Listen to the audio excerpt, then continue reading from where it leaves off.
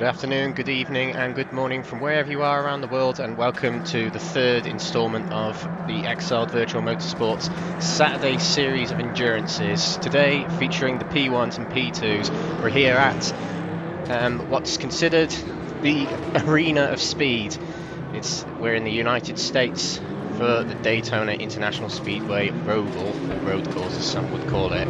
My name's Alex Everitt. I will be your commentator for today. Thank you very much everyone for coming along today.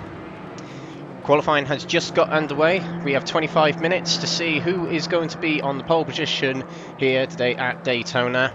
We have two classes in store for you today. We have P1s and P2s. Just get some data on the screen here to help you out. We have a map of the track here to familiarise yourself with the layouts that we are running today. Is the traditional Roval. Daytona Speedway, established in 1959. It was originally a race course on a beach where it went like 2 miles up the road and then 2 miles back down. It was a great spectacle in the Florida region in the United States, and has since become a theatre for the Rolex 24 Hours and of course the infamous Daytona 500.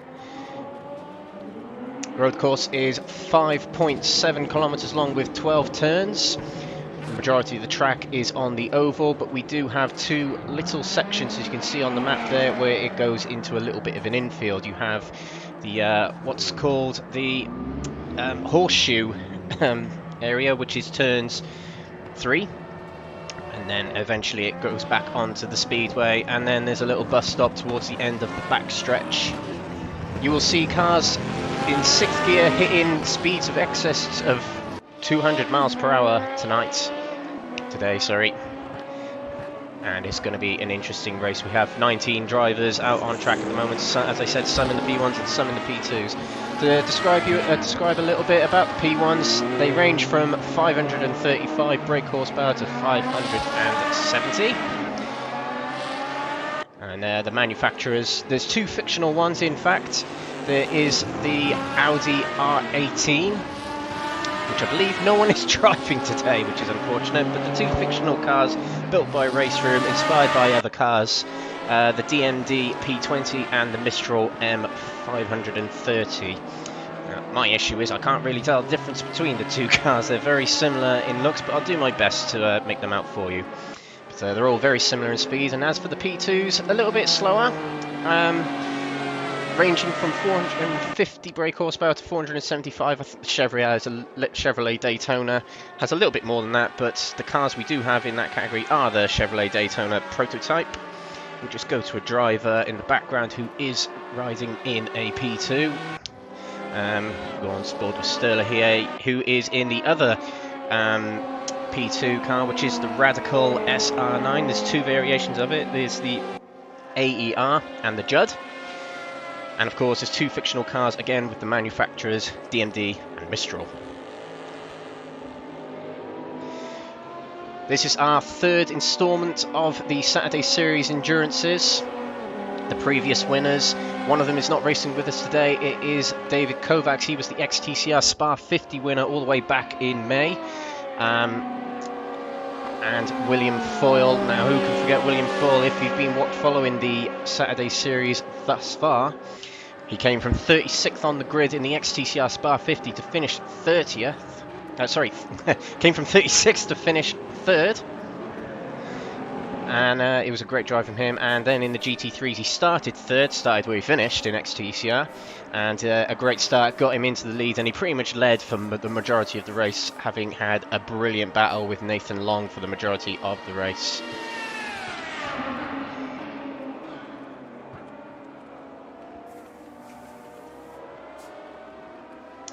Okay, so let's find out what's going on in qualifying so far. We have Davide Castello, the Italian of the RRC team.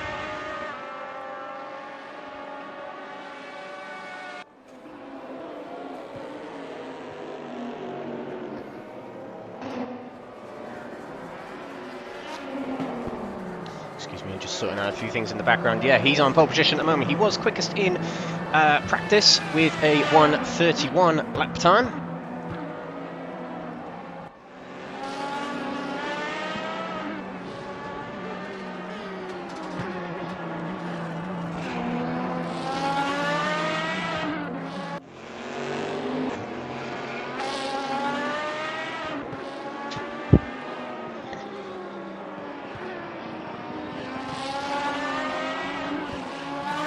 In second place at the moment, William Foyle. He was second quickest in practice as well. He's not far off his time that it was in practice. He's one to keep an eye out for, surely.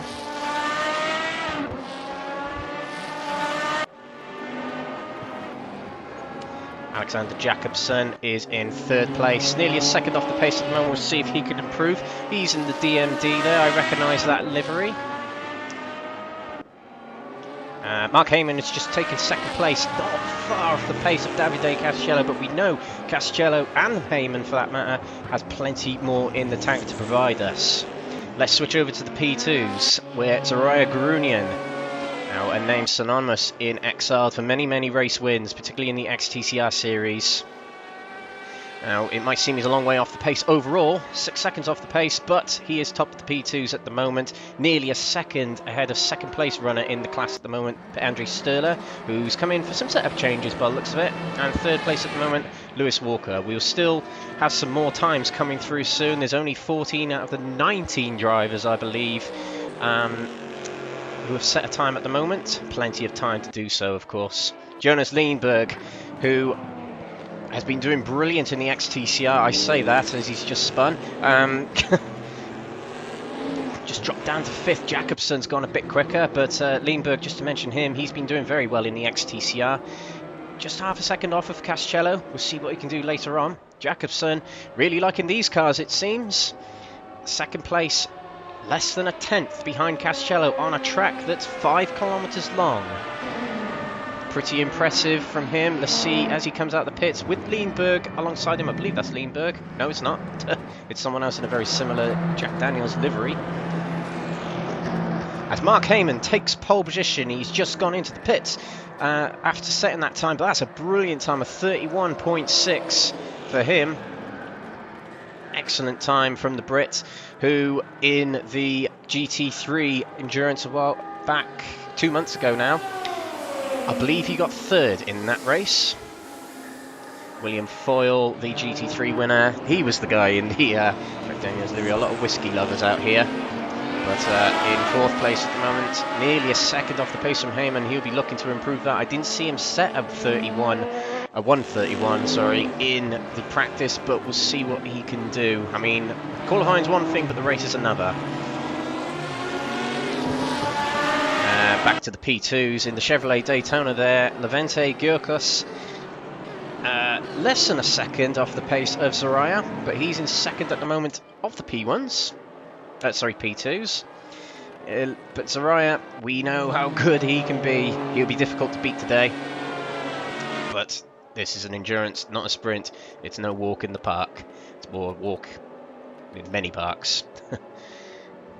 Castello in second place there, half a second to find. We saw him do a 31.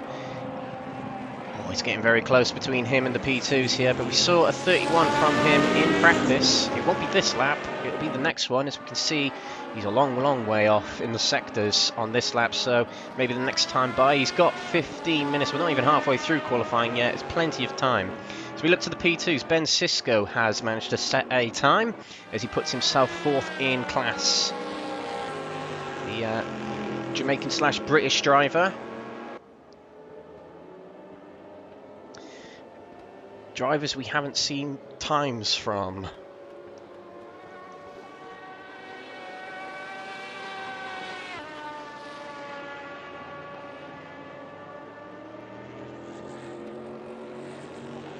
In fact, everyone has set times now. Carl Smith, bottom of the P1s. We'll see if he can improve a little bit as the day session goes on. But 7 seconds off the pace at the moment. You'll be looking to improve that. Maybe it was just a bit of a dodgy lap. We'll see what he can do as the session goes by. Let's see if Mark Heyman is trying to improve. He's out on track, so he must have the intention of improving his time. It must be plenty more in the tank. That, or he's decided to switch over to Raceroom and get some practice in. I believe this is a first flying lap at the moment, as he comes into the horseshoe. And in fact, we'll go on board with him as he takes us round Daytona.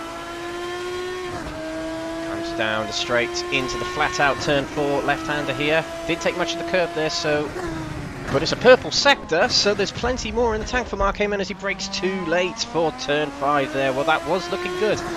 Clearly, Mark's got plenty more in the tank. He's looking very good for pole position at the moment, unless Castello, Jacobson, Foyle, or anyone else can put a dent on that. He went round turn 6 then, round the banking of turns 7 and 8, classed as 2 corners this, as we make our way, descend off the banking onto the back straight.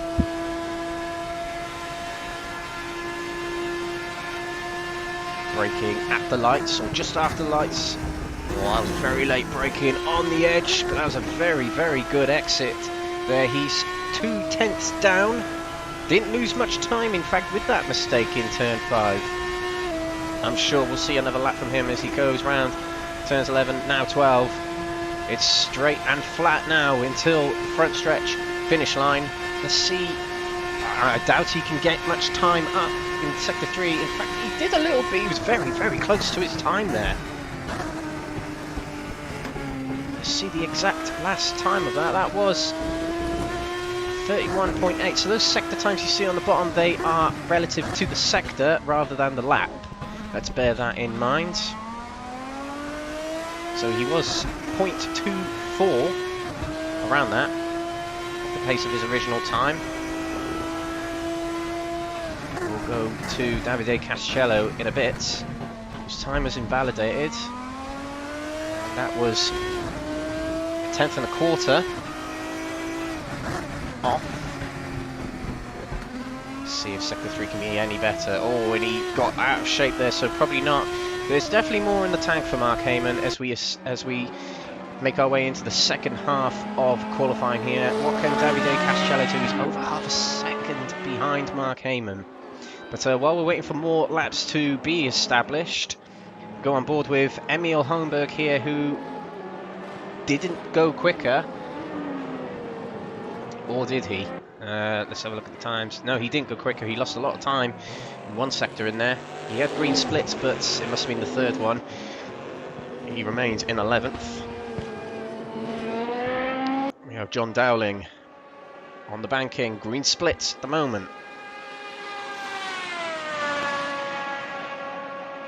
He makes his way towards the finish line.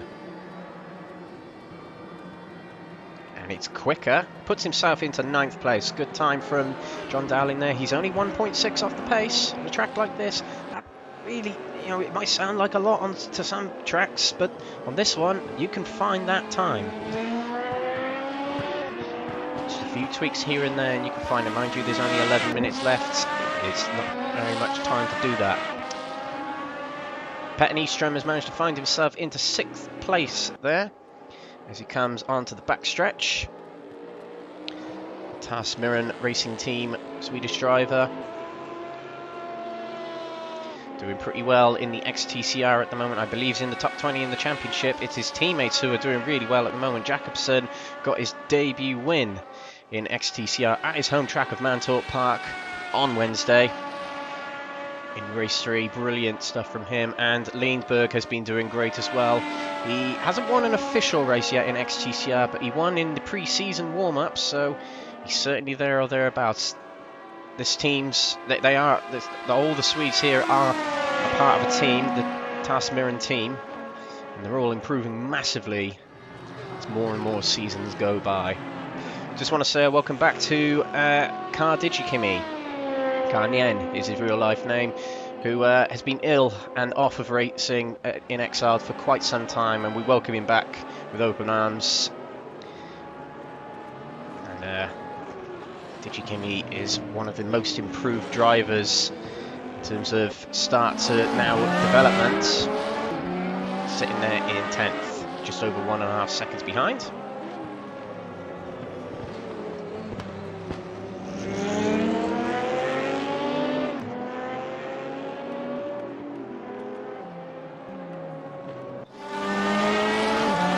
Lewis Walker on a fast lap as he exits the bus stop.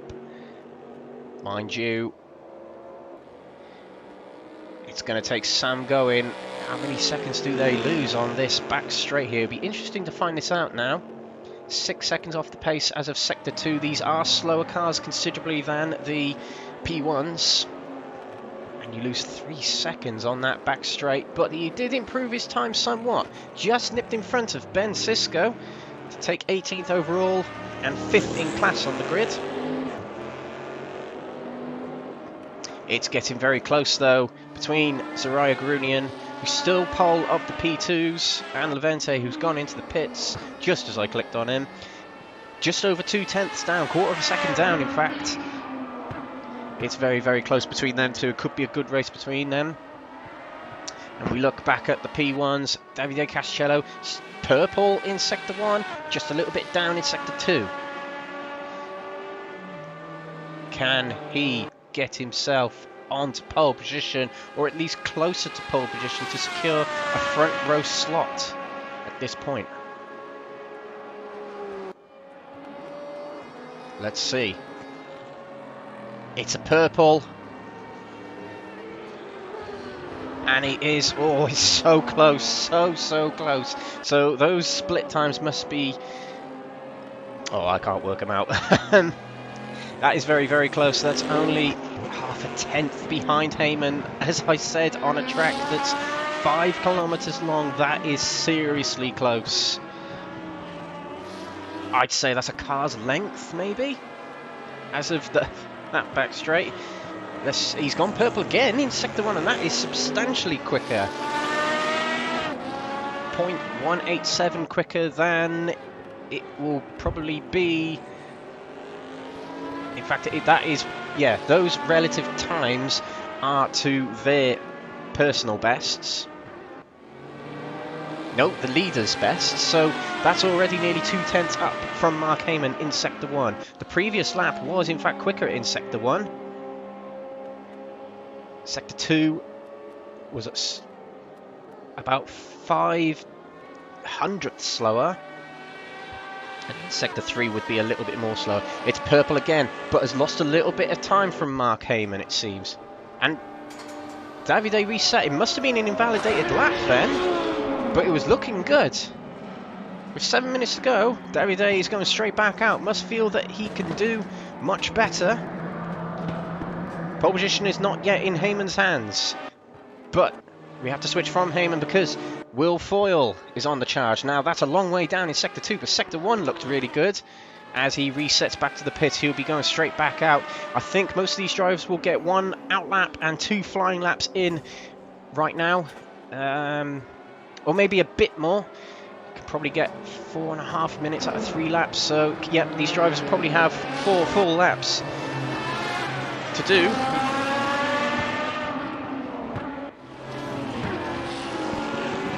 William makes his way back out now. Digikimi beating his best in Sector 1. Green means he's beat his personal, but 0.278 off the pace of the leader. That's what that's telling us. We switch over to Andre Sturler quickly as Digikimi's going quicker than his personal best at the moment. Let's switch to Sturler. He's going through the bus stop. He's also a bit quick. Oh no, he's down in Sector 2. So a couple of mistakes happening for Sturler in the second sector there. But we switch back to Digikimi. Can he get himself higher up the grid? Oh, he's aborted to the pits. Oh, a lot of drivers doing this. It must be the bus stop catching these drivers out. Emil Holmberg, quickest in Sector 1. 0.4 off the pace of the overall leader.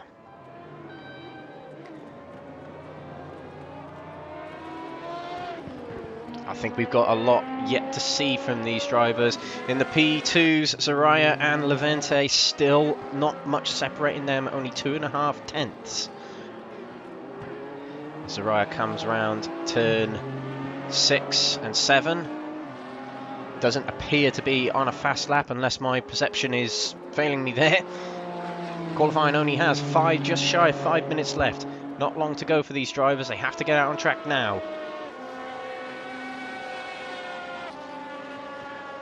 Get things going. Zaraya comes through the bus stop, and this bus stop extremely difficult. As you can see there, he probably took that too slow. He cut the corner a little bit, or turned into the second part of the bus stop a little bit too early and had to abort it. that will compromise his speed going down this back straight here and cost him a few hundredths, tenths. Oh, got to draw our attention to the P1s now as William Foyle's been knocked down to 5th place. Excuse me. Jakobsen's put himself into 3rd and Nystrom put himself in, that's Petter Nystrom. Oh, we don't have both Nystroms today. Oh, so there we go, Simone Guido takes 4th place. But we must go to Davide Castello. It's just popped up for me that he's purple yet again. So 106.275. Indeed, that aligns to the time of Heyman. It's the overall time. He's quicker than Heyman as of Sector 2. Sector 3, slower. 3 tenths, in fact. In fact, lost 4 tenths. In that final sector, the bus stop is really ruining a lot of these drivers today. I'm assuming it's the bus stop and not straight line speed, as these P1s are quite aligned on top end speed as long as you extend the gear ratios. These guys have open setups today.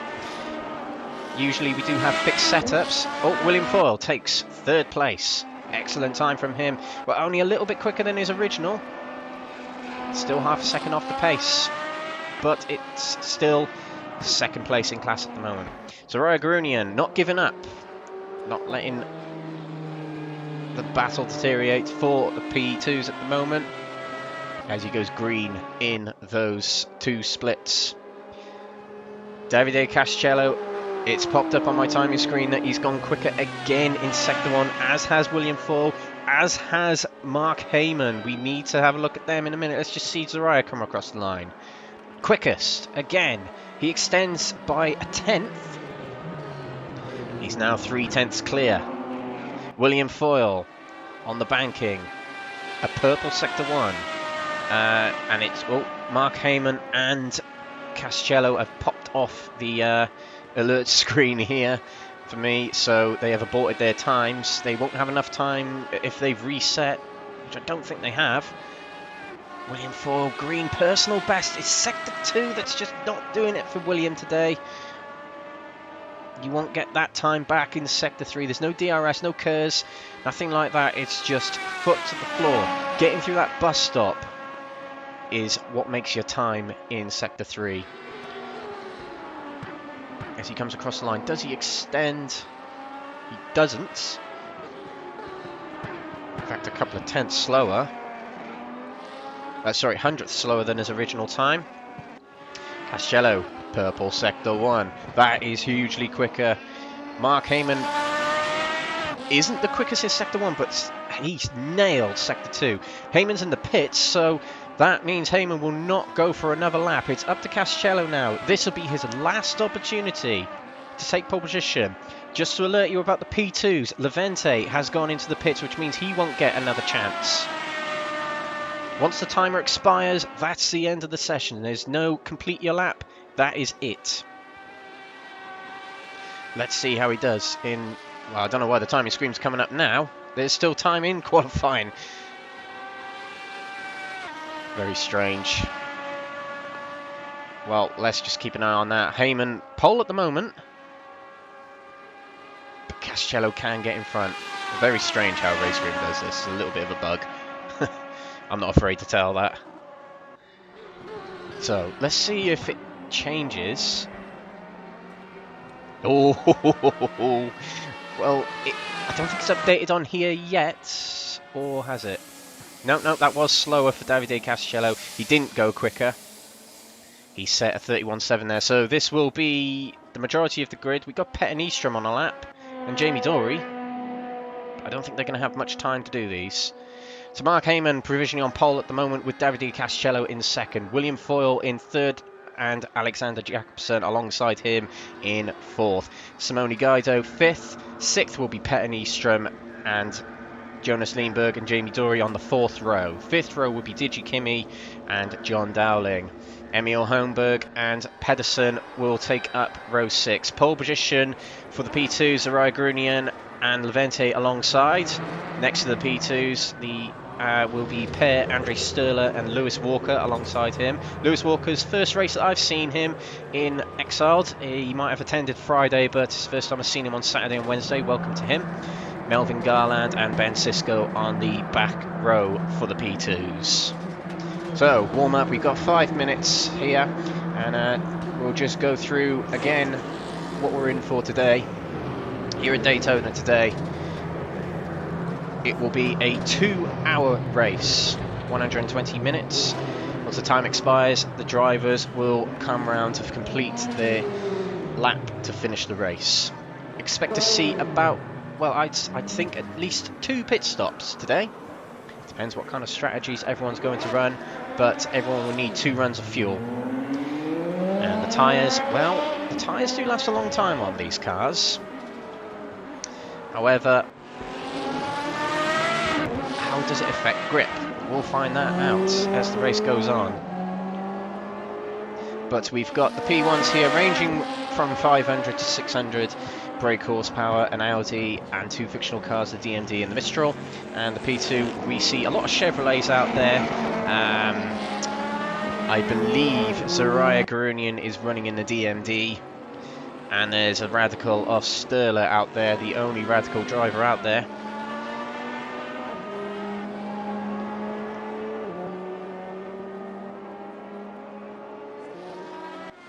It's just a run through the grid again.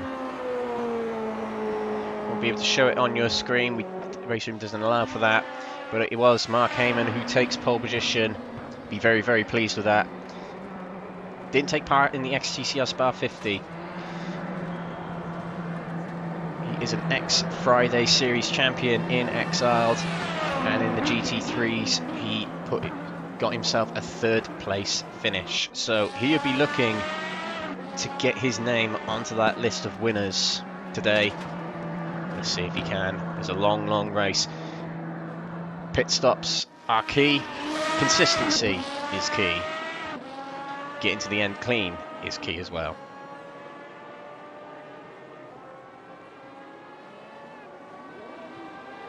A lot of these, yep, Mark Heyman, for example, here, practicing his starts. There's no launch control in these cars, which is alarming considering how much brake horsepower they've got, and their rear-wheel drive. I believe they're rear-wheel drive. Don't quote me to that.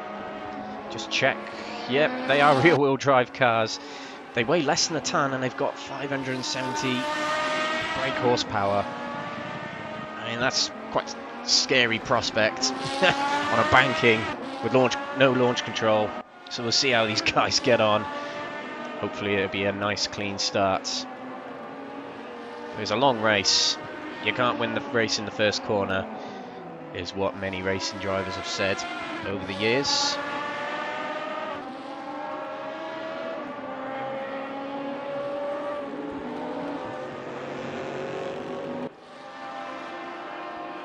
William Foyle, the last person to win the Saturday Series race in the GT3s at Imola 2 months ago. We'll be starting 3rd on the, I think it was, yep, 3rd on the grid for this race. He started 3rd in Imola, so there's no reflection on what William can do. William had a great start in Imola to get himself into the lead ahead of pole sitter Nathan Long, and those two battled pretty much throughout the whole race. It was a very professional, conservative drive from William at Imola. We'll see what he can do today. And in the P2s, just to remind you, Zariah Garunian just extended his pole time just a little bit ahead of Levente Gurkus. And these lot practicing the starts, and you could see the P1 ahead of Levente there. It's a little bit of a slide. I reckon these guys are going to be turning up the traction control just to sort of keep the car in a straight line off the start and then reduce it somewhat so they can get around these corners as quick as possible whilst maintaining grip. It'd be interesting. Now that's something to talk about here today, is strategy. As I said earlier, the cars will use up all their fuel in about, I think it's 18 laps. I will check that. I did make a note of it somewhere. I will check that, but Yep, the fuel, it's going to drink fuel, but the tyres, they can last a long time. They're big, bulky tyres on these cars. As we get ready for the race now, they're going to start gridding up.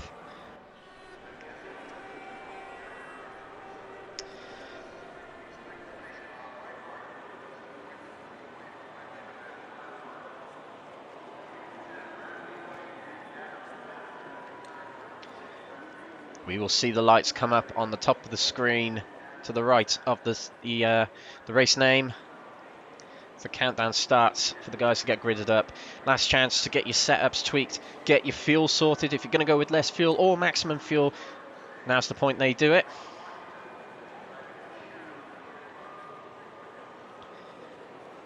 Please let us know in the comments who you think is going to win in the P1s. Will it be pole sitter Mark Heyman, second of Davide Castello, or third of William Foyle, or anyone else? As we get ready, we're on board with Mark Heyman. The lights are red. We're away, and it's a bad start for Mark Heyman straight away. William Foyle gets himself into the lead, but it's a spin from 4th place there. I think that was Jonas Lindberg. No, it wasn't. We'll try and find out. But William Foyle heads into the first corner in the lead, but then oh no! Davide Castello is turned round by William Foyle, and oh dear. Well, it doesn't appear to be much damage on the car there, but William Foyle left his nose in on the inside of Davide Castello there, and it caused the spin. Mark Heyman got off the hook a little bit there, but William Foyle, after what appeared to be a brilliant start, coasting now. I think he stopped to let Castello by. I'm going to do a Lando Norris here. A wasp or a hornet, as some it is, just flown into my room. Go keep an eye on that. Won't scream like he did. But anyway, lap 1. Let's get to it. Heyman leads. After a bad start, managed to make up the pieces. Jonas Lindberg, I think he started 5th, has got himself into 2nd. Simone Garino in 3rd place. Digi Kimi gets himself up to 4th from what I believe was 9th place. Leader of the P2s at the moment is Levente Gurkos, because Garunian is all the way down, just getting onto the banking now. We missed that, but he must have had a spin of some sort. There was a very scruffy start from everyone. It's not the easiest place to have a standing start, but you don't have rolling starts in Raceroom, which is a shame. Here we go. Mark Heyman leads the way here at Daytona as he enters lap 2. 1.5 seconds clear of Jonas Lindberg. Comes across the line in the Jack Daniels livery. Big opportunity here for Lindberg, in a good position, just in front of Simone Guido. Davide Castello and William Foyle, 2 of the fastest drivers on the track, have got it all to catch up now. Foyle is 20 seconds behind Mark Heyman, so it's all got to be made up on pace alone and the pit stops.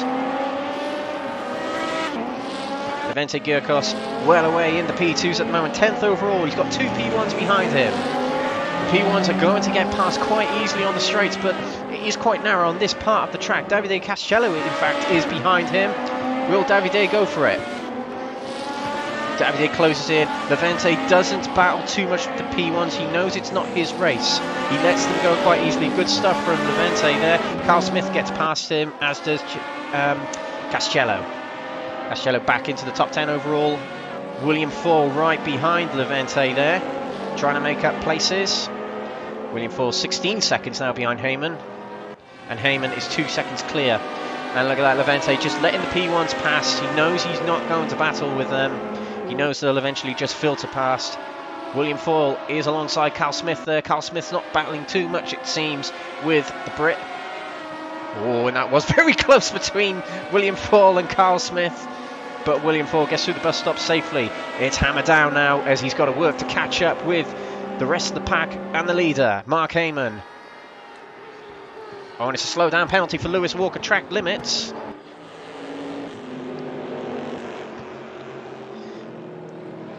And you see him braking on the banking there to try and serve the slow down penalty. And tries to get himself back up to speed. He's a couple of seconds behind Melvin Garland in front. Melvin Garland, 3rd of the P2s at the moment. Good stuff from him.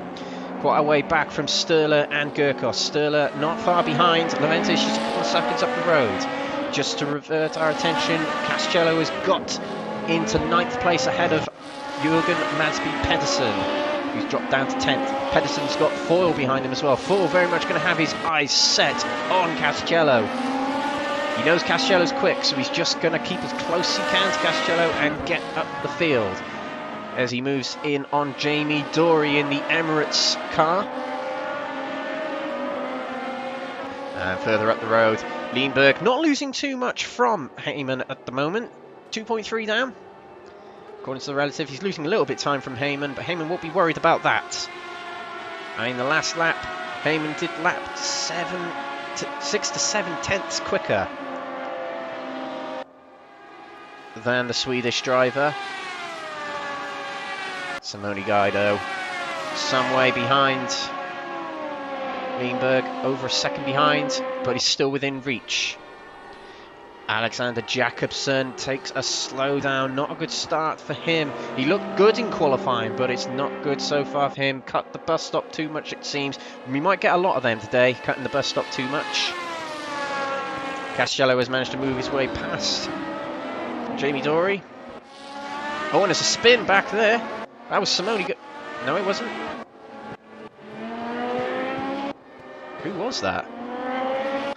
Trying to find it. I've got no hope of finding it. Don't know who that was. There was a spin there. Was it Castello?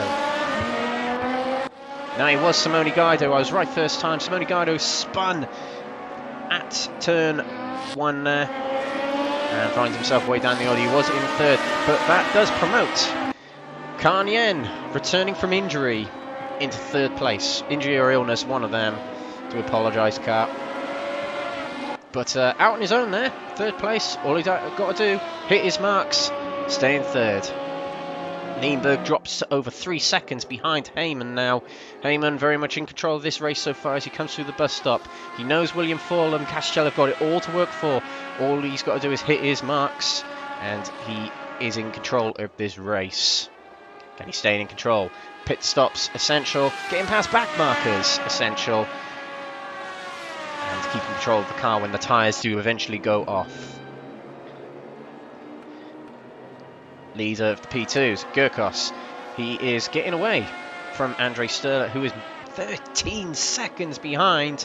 Lamente in control of this at the moment. And Ben Sisko flipping up and down the order there. I'm not sure what happened there, but keep an eye on him. Davide Castello making mincemeat of these P1s at the moment.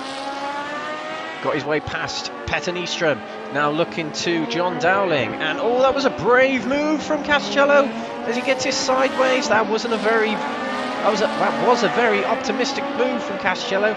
Dowling got away with that. He stood firm and remained in the corner. There was no way Castello was going to make that move there. And getting a little bit desperate, Castello is trying to get himself up the order. So we look to Grunion. He's alongside another P2 coming into turn 1. I believe that's Melvin Garland. Oh, and the nose is chopped off as they go around turn 1. They still keep going, and there's a P1 right behind Grunion.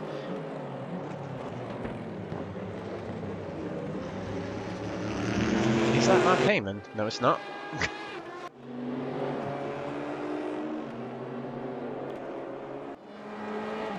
No, that is Lewis Walker in that P2 there. That is Soraya in a different type of P2 there. He's battling closely with these guys. A bit of door rubbing. You don't want to do that in prototypes.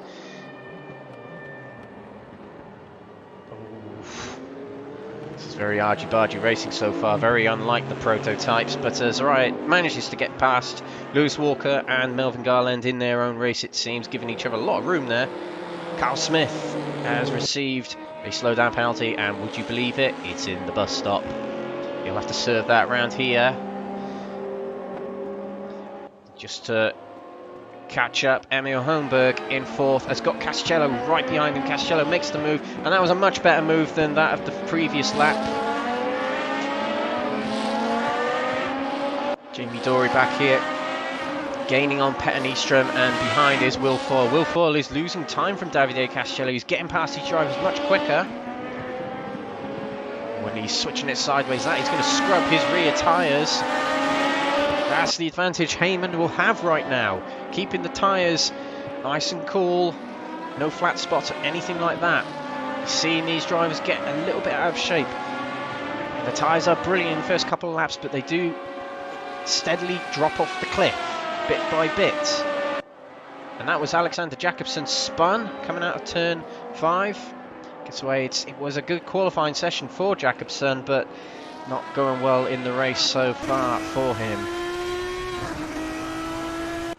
And in front, Mark Heyman bossing this race at the moment as he starts his 7th lap in the lead.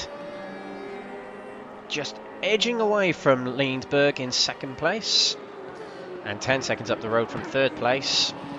And who was his rival at the start of the race anyway he is 15 seconds behind now. He's just stretching it further and further away each time. We've got Jamie Dory battling, going into turn 1 with William Foyle. It must have been William Foyle who got past him on the straight there, because he was behind him. Trying to keep up with William Foyle. He knows he's quicker, but he knows he can help him catch up with the guys in front. Jamie Dory can, who did very well in the GT3 race. I think he finished 4th. Remember, he was in the flaming Chevrolet. I'm probably wrong about that, but that's what I remember. Everitt's car coming into turn 5. He's keeping with William Foyle. Eastrom and Emil Holmberg swapping places here. Holmberg slowly dropping down now. There must have been a little mistake from Holmberg because he's come off the pace a little bit from Petter. Must have made a mistake into turn 5. Jamie Dory keeping up. So this is a big battle now. 4-car battle for 5th place. Have to favour William Foyle in this battle as he was quicker in qualifying. William Foyle looking to Emil Holmberg right away. Emil taking a deeper line into the bus stop. He will not have a good exit from there, not as good as William Foyle. You would have thought anyway. Go on board with William Foyle as we come around the banking. He's edging forward closer and closer. He will be able to get alongside and potentially pass before turn 1. Here we go, he's going to go right or left. Holmberg's letting him go left, so he does. And that puts William Foyle into 6th place as he starts his 8th lap. William Foyle edging up more and more as the race goes by. As he goes a little bit wide onto the marbles there in turn 1, and that has put Holmberg back alongside him, and Holmberg evades away from William Foyle, still battling as they come around the horseshoe. Holmberg broke very late there, hanging on. He's not making it easy for William Foyle here. It's good stuff from Holmberg. No contact so far as Holmberg slips back in behind William Foyle. Will he go for a move into turn 5? Yes, he will. Oh, what a fantastic move from the Swede there, going into the turn 5. He wasn't able to get it out the corner quick enough. William Foyle gets back in front. There was a little bit of side contact. William Foyle not using his spotter, it seems. He went straight into the side of Holmberg, and that might have compromised his position. Let's see if Holmberg can keep up as time goes by. Castello gaining on Digikimi very, very quickly. The top 3 is going to change very soon by the looks of it, as Castello looks to get back onto the podium. And is still within 15 seconds of Heyman. Heyman is not getting away despite Castello in traffic and dirty air. Here he goes, alongside Digikimi. And he makes his way past. Digikimi's not going to battle too much there. He knows he's quicker. But let's see what Digikimi can do.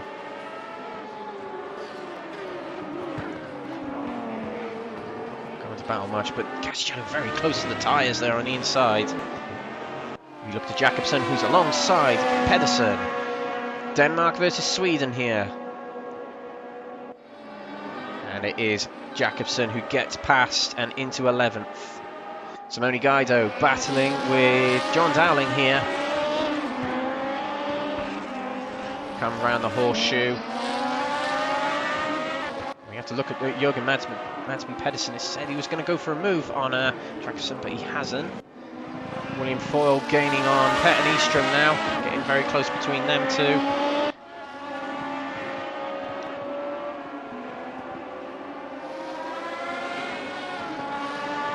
Let's look to the P2s. Levente right behind Carl Smith there, so he's keeping up with one of the P1s, and actually Sturla is gaining on Levente. It wasn't looking good in qualifying for Sturla, but in the race he's actually doing really, really well. They're only 10 seconds ahead of Soraya Gruni, and Soraya is actually the quickest of the three at the moment. But this P1 of Carl Smith has been overtaken by Levente. And let's see if Sturla can get past fairly quickly and remain within reach of Levente. Levente is in the Chevrolet, which is the more powerful car, but I do believe the aerodynamics would probably be better in the Radical there, particularly for this style of racing and on this track. After the banking. Now that slipstream that Sturla would have potentially got from Carl Smith will fade away as Carl is much quicker than the car in front. Will he make a move on Levente? Cars in different categories battling here. That will put Levente on edge here. Will not want that slowing him down.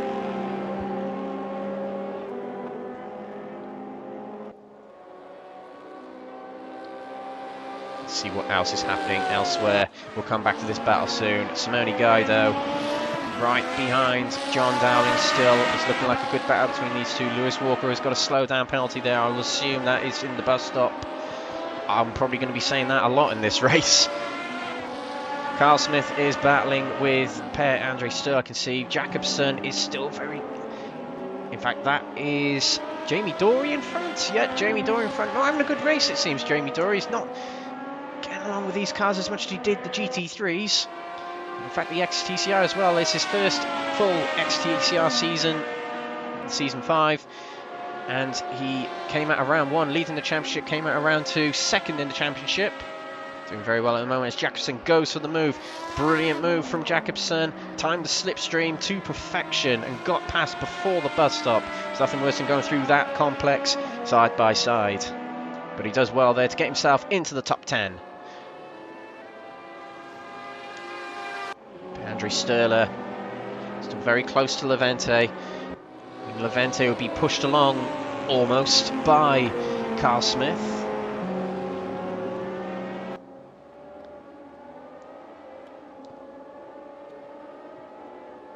Carl Smith gets past Levente. Levente will be feeling very uncomfortable about this, particularly as Carl Smith goes wide there. Carl Smith will inevitably get a slowdown penalty there as Levente evades to go on the grass. He will not be impressed about that. Will that be a slowdown? As look, Sturla is going to capitalise. He's on the apron, Levente is. I'm not sure why he's not coming back on. Ooh, he probably doesn't have enough room to get back on as he eases on slowly. Maybe it would have unsettled the car if he went onto the track from the apron too early. Now, Sturla takes the lead of the P2s here on lap 11. Only 15, 17 minutes down so far. Sturla taking the lead. It wasn't looking, as I said, it wasn't looking good in qualifying originally. But he's done well here. Done enough to get himself in the lead. Levente will feel a bit hard done by Carl Smith running wide and evading him. He broke way too late for the horseshoe again, and Carl Smith is back onto the back of Levente. This is really unsettling him clearly as Sturla breaks away just a tad from the Hungarian. This Norwegian of Per-Andre Sturla has won many a race in the XTCR series. Last season he won 3 races, I think. Very, very quick driver, leading the P2s at the moment. We look down the road to Soraya Gruni, and you would have thought he'd be favourite for these P2s coming into today. But a bad start, it seems, has put a dampener on that. We'll see if he can get himself to catch up with Levente over the course of the race. Davide Castello, we come back to... Oh, sorry, William Foyle, we'll come back to him, who is not far behind Digikimi now. And we look to Davide Castello, who's not far behind Lindberg either. He's just gained on Lindberg very, very quickly. And in fact, Castello is lapping quicker than Mark Heyman. On the last lap, he was 2.2 seconds quicker than Mark Heyman. Heyman may be leading the race, and we might not be seeing much of him at the moment, but he is not in control of this race just yet. Castello flying out of the bus stop as he gets past the back marker of, I think that was Melvin Garland. Yes, it was. Castello 1.3 seconds behind Jonas Lindberg. who's been in second place for the majority of this race, had a good start and a good opening lap to get himself in this position. He will still be on the podium, but it's looming large on him is that green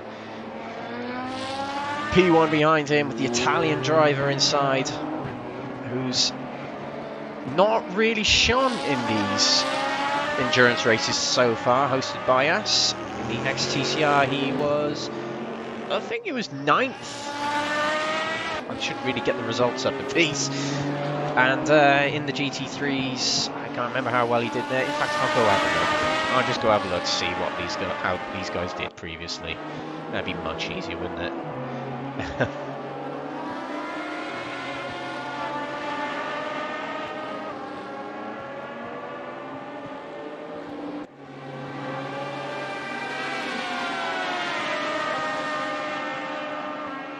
Anyone else battling on track? Digikimi has lost the position to William Foyle. Sorry we didn't catch that.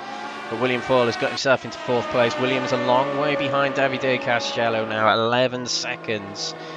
He's lost a lot of time. Castello gets a slowdown penalty coming out the bus stop. Well, he caught Lindbergh, but caught him a bit too well, it seems. But he's not backing off. He's making the move on Lindbergh. Is he aware that he's got a slowdown penalty? Well, he's put himself into 2nd place. We've still got the slowdown penalty warning. He better serve it, otherwise he will get a worse penalty if he fails to serve it. Back marker in front, Carl Smith. I think that might be pulls over to let them by. No, it wasn't Carl Smith. Someone else.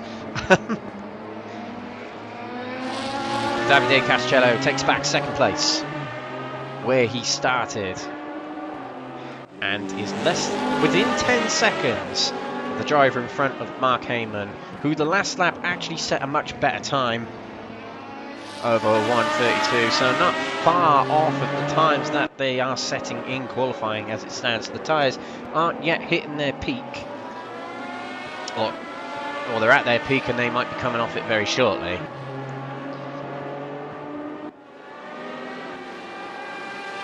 Jonas Lindbergh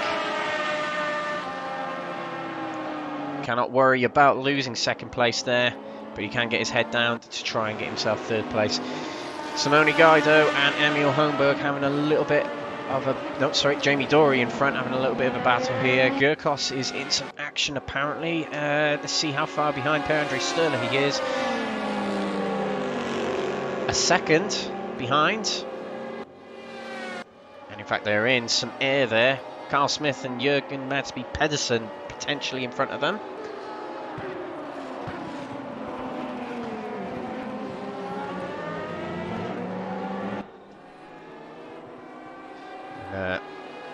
These P2s being so quick at the moment.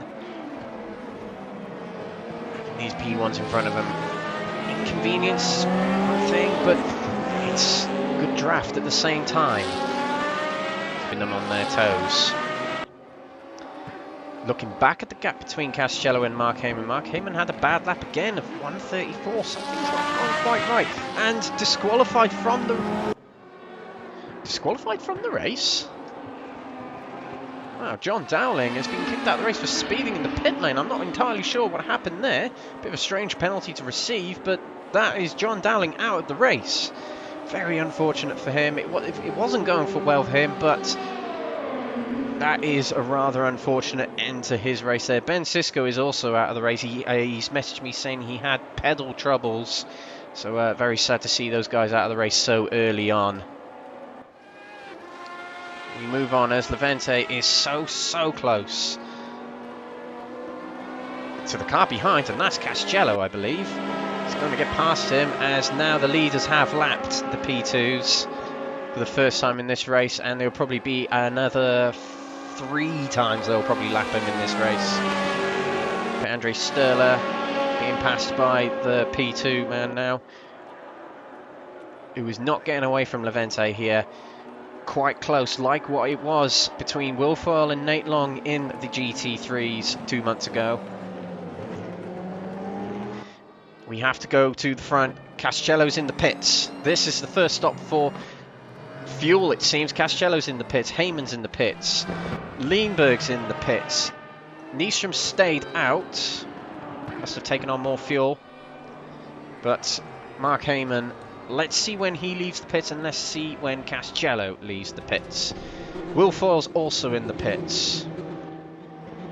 Holmberg seems to have retired, I think. I'm not sure what's happened there. But how long does these cars take to take on fuel and or tyres? Could be one or the other. I will assume it's fuel.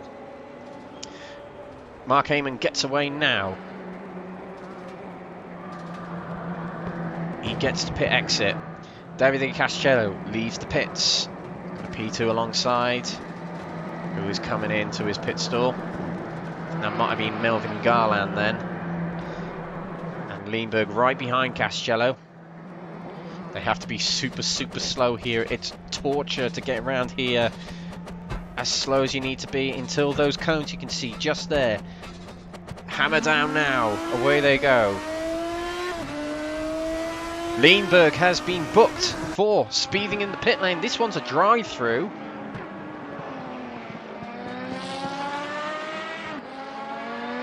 And that is not good for Leenberg, who was running third. That will drop him out of the top three and promote William Foyle to third as soon as Leenberg has served that penalty. But that's rather unfortunate. It might have been on pit entry where that happened. Really unfortunate for him, but it's a long race. He might be able to make up the gaps after, but that will relinquish the top three to William Foyle, who's not far behind anyway. But not yet, as Petter Nystrom comes into the pits. He was running first until now, of course. Mark Heyman, who's coming through the bus stop now. Jamie Dory's in the pits as well. So it is for fuel here. So fuel lasts about 26 minutes, evidently. So throughout the race, we might see more than 4 pit. We'll probably see 5 fuel stops throughout this race, which is incredible. Mark Heyman takes back the lead as he comes into turn 1. Castello back into second. Jamie Dory not yet leaving the pits. Petter Nystrom leaving the pits. Now gotta get through turn 1 on the inside. Coasting through. Leenberg's got his way past William Foyle. A drive-through penalty for Carl Smith, and that was William Foyle going past Petter Nystrom. Can Petter Nystrom get out in front of Digi Kimi? Kimi's coming round turn 1 now. There is Petter Nystrom, still going slow. Has just hit the hammer down. Right behind Digi Kimi, but Digi takes back 5th place. So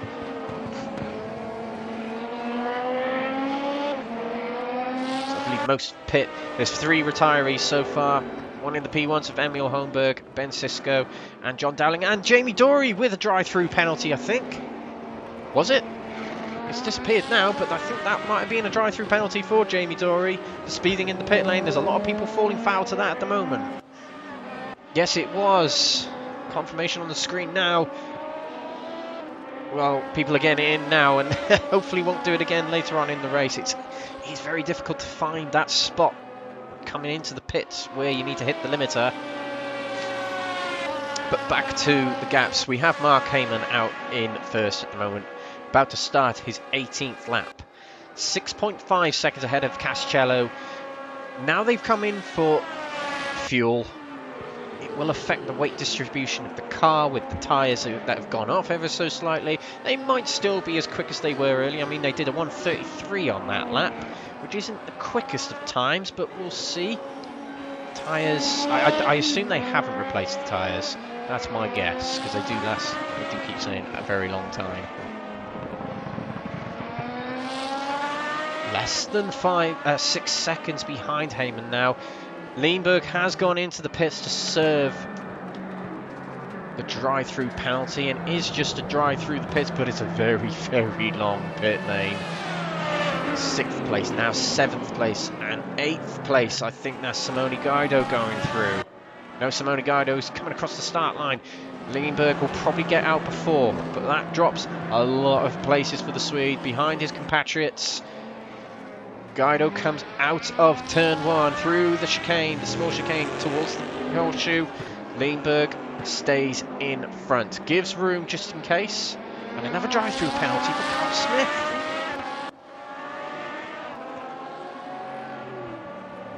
There's some real tricky pit stops going on at the moment for these guys.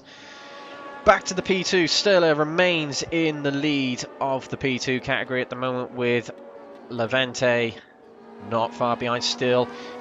We saw that track limits abuse for us and a slow down to serve there. Levente pushing really, really hard, it seems. There's a battle going on between Digikimi and Petter Nyström. The battle for fourth. And Digikimi came out the pits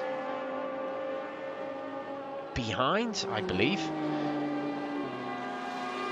He's gained just a tad on Petter Nyström.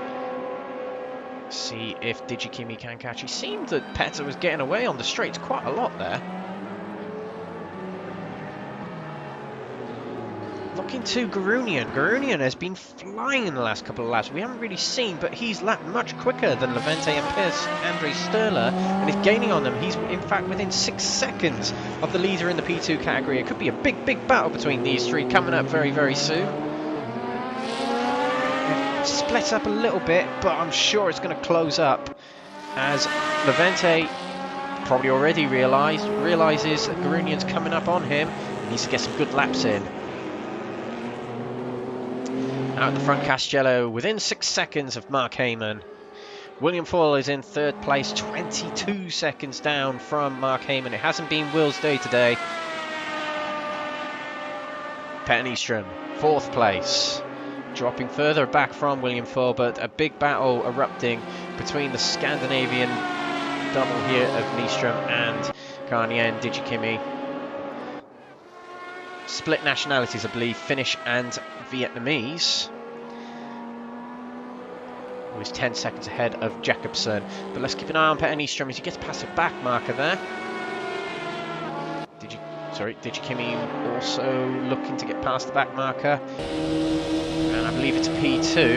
It might be Garunian. Actually, no, I don't think that is Garunian. It might be Yeah, it is Garunian. Do beg your pardon. It's a very P1 looking P2. Garunian's driving there.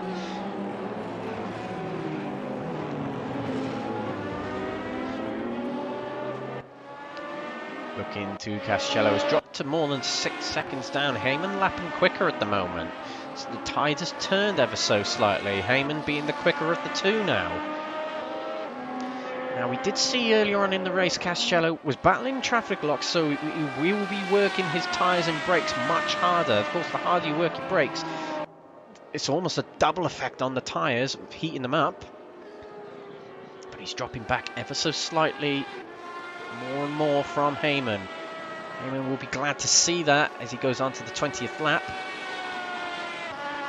I think we will see between 75 and 80 laps in this race, as we're just over a quarter of the way through.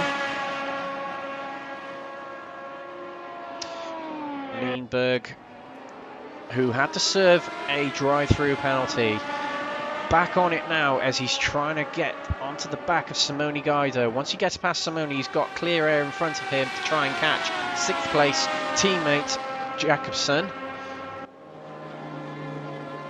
Lindbergh running second for a lot of the race, conceding position to Castello. 3rd place rather comfortably, and an unfortunate penalty for speeding in the pits has dropped into this position. We'll see if he can make up some ground. It's getting a little bit close between Levente and Per-Andre Sturla. Look how close Levente has got. Sturla has another car between him and... Oh, and Levente took evasive action to avoid the car in front then, and runs off the track. That will lose time and maybe position to Garunian. Garunian right behind now. This heats up the battle for 2nd place in the P2s, and Per-Andre Sturla would have saw that and thought, well, I'm off the hook for a little bit now. Levente was gaining on the Norwegian. Now it's between the Hungarian and the Ukrainian here. A little bit of luck for Soraya there, as the opportunity to get second place in class has arisen for him with a P1 close behind. That's a DMB, and it might be Jakobsen. Yes, it is. That was a great guess. He gets past fairly swiftly. Levente letting him past. But look how much Soraya is picking up the draft. Levente straight back into the draft. Soraya is gaining hugely on Levente. Will he go for a move in the bus stop? No, he won't. He'll try and get the exit, it seems. He gets a better line through the bus stop. A good exit there. He is gaining massively on the Hungarian, who lets him go to the inside. Levente concedes second place at the moment to Soraya Garunian, who gets himself into 11th place overall and second in class. Having started pole position and second, these guys find themselves probably thinking, what happened there? Because Per-Andre Sturla is edging away. Levente broke very late, right on the rear of Soraya. He's not given up just yet. Need to keep an eye on elsewhere as well, but Lindberg is on the back of Simone Guido, still very, very close to Simone Guido, as you can see on the timing screen. We'll get to that soon. In fact, let's go to it now. He is right on the back of him there, out of the horseshoe. Very, very close as we approach turn 5. We'll go on board. Not going to go for the move there. Waiting for the banking, I reckon. Most of these drivers are going to make their moves with good exits out of the corners. That was a good exit out of turn 5, though. Cut off by Simone. Another Italian driver driving that green livery. Italian drivers be looking forward to later's Formula 1 race at Mugello. A wonderful, wonderful track. We should have Mugello on Raceroom. Let's start a petition to get Mugello onto Raceroom. Elsewhere, Levente still right behind Soraya. Now, how close are they to Per-Andre Sturla? Now they're a lap down. We can't see the relative summer, so I'll try and report it back to you through the timing screen, which I can't. That's a shame. So if we look at where Per-Andre Sturla is on track, pit entrance, not going into the pits, just to clarify, Soraya near. They really are gaining on Per-Andre Sturla at the moment. The battle for the P2s, I keep saying it, but it could hot up. There we go, it's just popped up a little bit on the timing screen there. 3 seconds between that top 3 in the P2s as a car went off there. Was that Levente? It was Levente who spun into turn 1. Sorry, we can't go back for a replay, but Levente really not handling it well here. Spun it to lose the gap from Soraya. Soraya's in the clear now. Now it's between Soraya and Per-Andre Sturla. I do fear that Soraya is the much quicker driver. Let's compare times. 2 seconds quicker than Sturla on that last lap. This could find itself in a battle within 2 laps. While that eats away, Jakobsen here in 6th place. Not far off Digikimi. Digikimi did surrender that position to Petter Nyström a few laps ago. Petter Nyström clear air in front of him now, I believe. Yep. Nearly 20 seconds behind William Foyle, who's 24 seconds behind the leader. And Davide Castello is 5.8 seconds behind Mark Heyman, who's at the end. Wasn't at the end of the corner there. Nope, this is Mark Heyman, and there we go. Mark Heyman going through turn 6, and Davide Castello is going through turn 5. They're very close on lap times, 2/10 within them, in fact. I mean, William Foyle, a long way back, but he'd be praying that they start battling. He'd be praying that they make mistakes in traffic. It's all he can hope for now. He is on par with them on times. And news just in, and I believe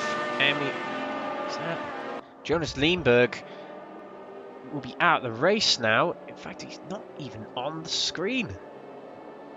He's dropped me a message and he said his computer has crashed.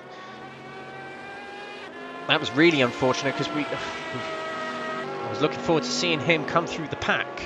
Let's revert to Digikimi battling with Jakobsen. Jakobsen has got past Digikimi on the bank in there. Fairly basic overtake, but he's got past. Digi was in third at one point in this race, but pace has got to him now. Everyone has seemed to have found their groove and got past. Sixth looks very much set in stone at the moment for Digikimi, unless he can find that extra bit to get back past Jakobsen. Zaragoza still not far behind Sturla. Not far at all behind Sturla. Time will tell when he catches him. The last lap, only 6/10 separating them. Sturla was actually quicker on the last lap. Now as they come across the lines, I'll try and compare their laps now. In fact, we'll compare the two now, hopefully. No, it's not going to compare them. Right. Great.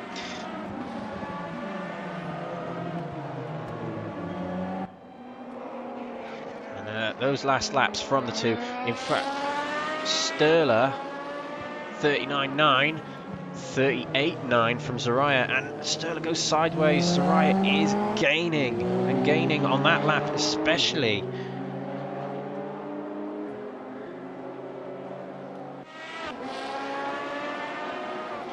Him as well. It's Jamie Dory is out of the race as well, the next gen driver. Not a good day for him either. The car wouldn't repair beyond repair potentially. He is out of the race, unfortunately. Hopefully we'll see him back in the future, putting in a good performance like he did back in the GT3 race one day. But just to break off and talk a little bit about what these series are. It's once per month we have an endurance race like this in different cars. We've run the TCRs at Spa, we have run the GT3s at Imola, and today we've got the prototypes at Daytona. The next one, in fact, is the Raceroom's rendition of the Formula 1 cars, the FX17, I believe the category is called. Will be at Silverstone. I'll just get the date for you on that. But yeah, there's one per month. That's the October edition. The November edition is the classic DTMs, the 1992 DTM class. And the date, yeah, there we go. The FRX17 in October is on the 10th of October. That'll be at Silverstone. That'll be a very, very nice one to watch. Formula 1 cars on Silverstone. It was very exciting this year. I'm sure it will be again in our rendition of it. 14th of November then is the 1992 DTMs around the Nordschleife. That'd be a great one. 5 different manufacturers in that category: Mercedes, BMW, Opel, Ford Mustang and Audi. Around the Nordschleife. We did have a race there in our DTM 92 Championship, and that's why we're having another one. And the final one of the year will be on the 12th of December. It will be at the Indianapolis Motor Speedway, the road course in the IndyCar renditions from Raceroom, the FRUS category. So if you do want to get involved in any of those races, do find us on Facebook, Raceroom-by Exiled Motorsports. Join the group to get involved. We have many championships going on. We have Wednesdays where we have the XTCR series. There is actually a support series for that if the grid is full, which it is. But you can still join in that support series regardless, or sign up as a reserve driver. We have Friday series at the moment. They're racing GT2s. The Corvette GT2 to be precise on Fridays. And every month on a Saturday we have these, the Saturday endurances, which I've just listed. So we look to Zaragoza. Back to the racing now. He makes his way past Sturla on the straight there to get himself into the lead of the P2s. That was fairly easy for Zaraya. Good run at the bus stop and a good run down the banking and down the straight. He gets himself back into the lead of the P2s, where he started, in fact. And he's very much in control of that now. Castello and Heyman still only separated by 5 to 6 seconds. William Foyle drops back ever so slightly more. I think he's just sort of getting into a groove and just sort of hanging on for third now. Finished third in the XTCR Spa 50 event. I want a slow down penalty for Petter Nyström. That's probably from the bus stop. In fact, it is. He's not far in front of Jakobsen. Just a tiny bit in front of Jakobsen. And there you go. He's serving his slow down now. Oh, and that's a big slow down. Hefty one for Petter Nyström. Got to speed back up now. Dijikimi might catch him up and pass him. There is Dijikimi. A huge run on Petter. And he'll get himself back into 5th place. Although he dropped back a lot from Petter momentarily before this. Petter will have to work really hard to get that back from Dijikimi and back from his teammate to get 4th place.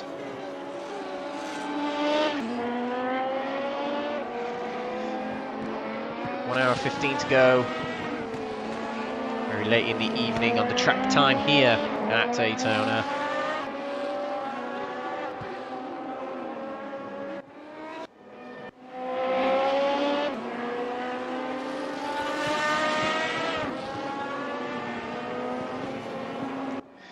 Sturla, what can he do to respond to Zaraya Garunian? He has dropped back a bit in time. In fact, Zaraya's last lap was 1.5 seconds quicker than the Norwegian. It looks very much set that Zaraya is the quickest P2 on track right now.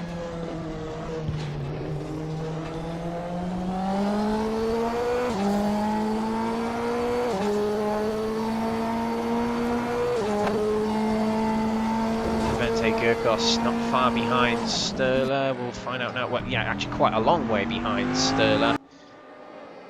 A very long way behind. This is not looking good for Levente. He was looking good at one point, then not, then looking good, then not. Hasn't been a great day for Levente. Just got to go through the motions now to see if he can get Sturla on strategy. Dijikimi and Petter Nyström swap positions there as they end their 28th lap. Petter Nyström gets himself back into 5th place and can now focus on recatching Jakobsen.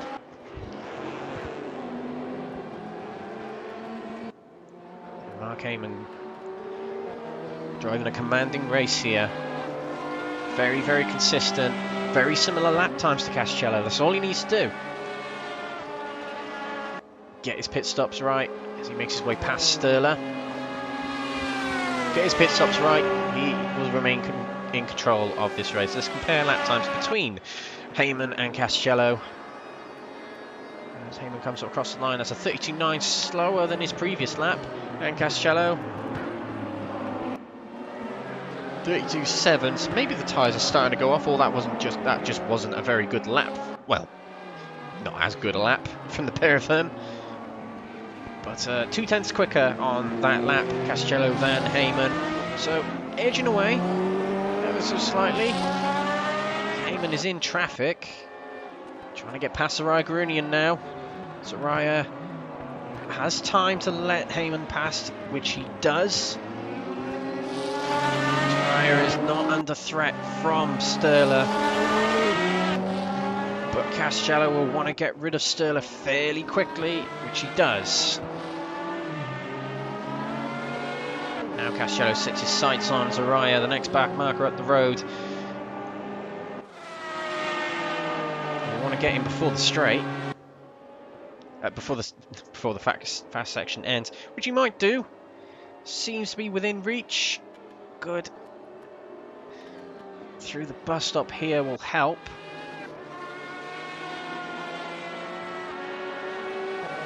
Very, very quick. You just got to trust the grip in these cars going through the bus stop. And that was a superb exit from Davide. Gets past Zaraya, as I thought he would, on the banking. Now I set back on Heyman in front. Here's the point of view, and we are going into the pits for the second round of pit stops of the day. Get the car slowed down. Into the pits they go. That is Mark Heyman right in front of Cascello here, as they both come in for, well, we'll find out, fuel or tyres. We're not entirely sure. You can't actually see what they opt for.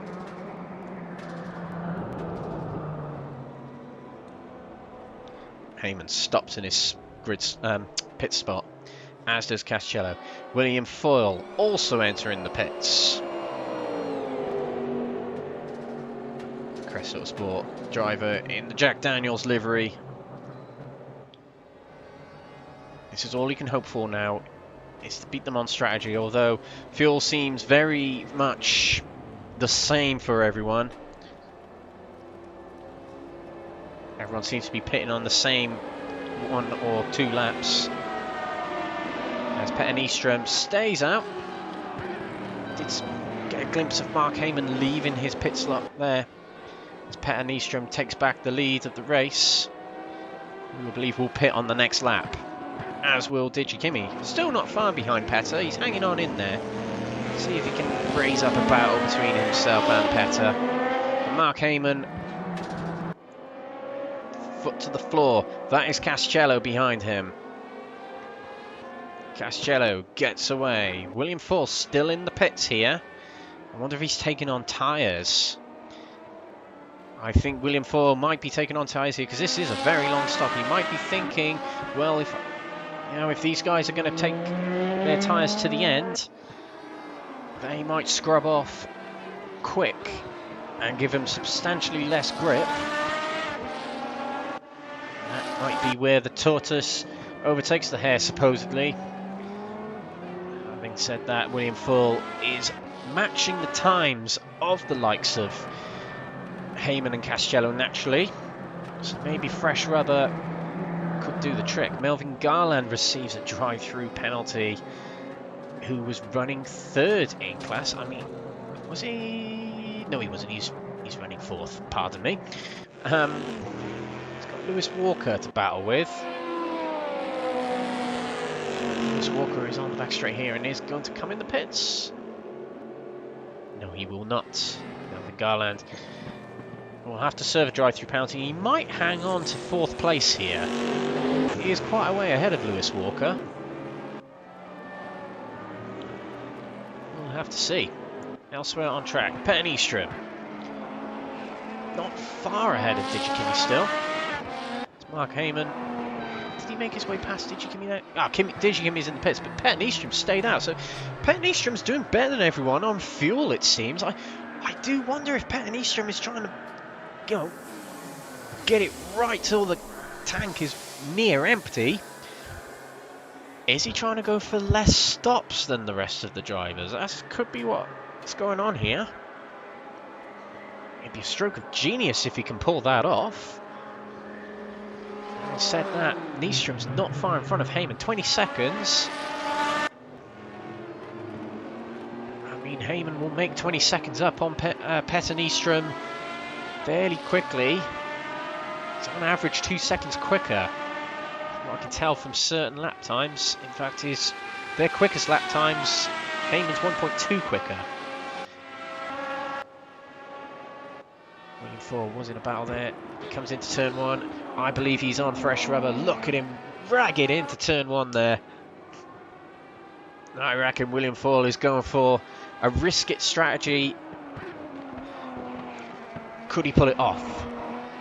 I reckon Petter Nyström is on a tactical strategy as well as he now comes into the pits 2 or 3 laps later than Mark Heyman and Castello. Mark Heyman will find his way past very quickly here.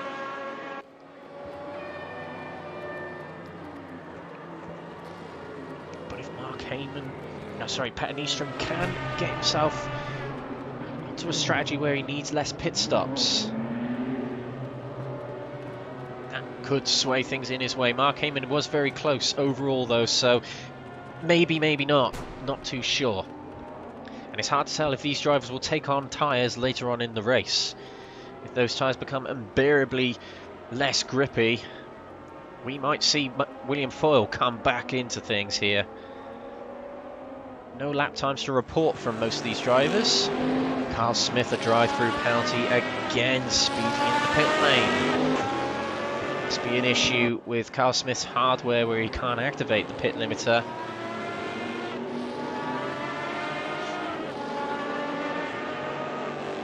Just to draw our attention to Zariah Garunian and Per-Andre Sturla. So Garunian's going through the horseshoe now. Sturla's a long way back. I will wager that Zariah hasn't pitted yet, whereas Sturla has. And that's what's happened there. Because Gurkos is a long way back from Sturla still, so I imagine Garunian hasn't pitted yet. This is a battle for 6th place now. No, it's a battle for 5th place. No, it's not, sorry. It is the battle for 5th place now. Petter Nyström's coming at the pits still. There he is. Slug towards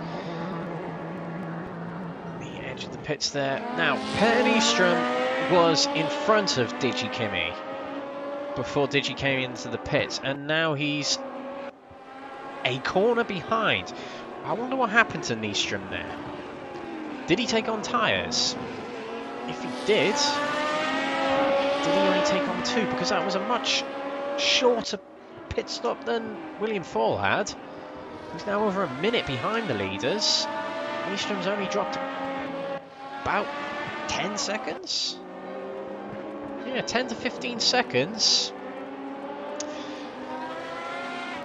I would keep your eye on Petter Nyström here, ladies and gentlemen, as I think he's going for a rather abnormal strategy here, and it could work. Might not, but we'll see. He's a minute and 40 down from Heyman, so it's hard to envision if he will get the better of Heyman in this race. But maybe some of these drivers are starting to realise they will need tyres at some point, new tyres at some point in this race. Foyle and Nyström potentially the only ones who have realised that so far. Grunion now in his pits, the front pit slot. We will keep an eye on Sturla here, who's coming around the banking, the first banking, so he's a long way to go before he catches Soraya in the pits. Sturla was he was less than 5 seconds behind Soraya, so it'll be interesting to see here if Soraya takes on tyres. Soraya's already leaving his grid slot, so that tells me Sturla took on tyres as well. But Soraya hasn't.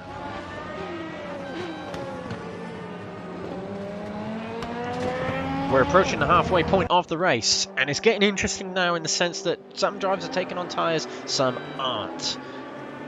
Some want the edge of speed, some think they can go to the end.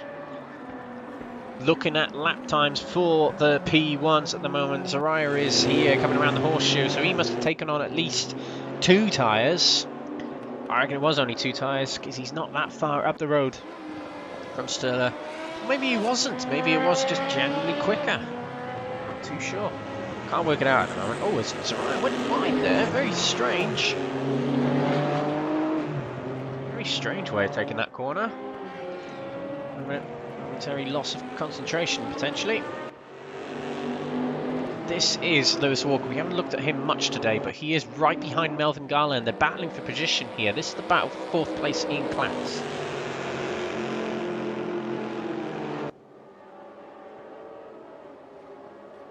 Look at Lewis Walker, gain on Melvin Garland. Will he go for a move? He moves to the inside to attempt it. Whoa, it was a fair and late break move there. Melvin had to undercut him. As Lewis Walker rejoins the track, it will be a slowdown. In fact, it is. But he could catch back up with Melvin and recommence that battle. Nearly a brilliant move from Lewis Walker, but it didn't quite work. That sort of late break going into the bus stop doesn't always work. As Soraya comes through to lap Melvin Garland. As Soraya starts his 35th lap. Back up the front, Davide Castello is within 3 seconds of Mark Heyman out in front. Sorry, I've nudged my microphone there. That is Mark Heyman just up the road there in the red-green livery. And Davide in the green-green livery. Ugh.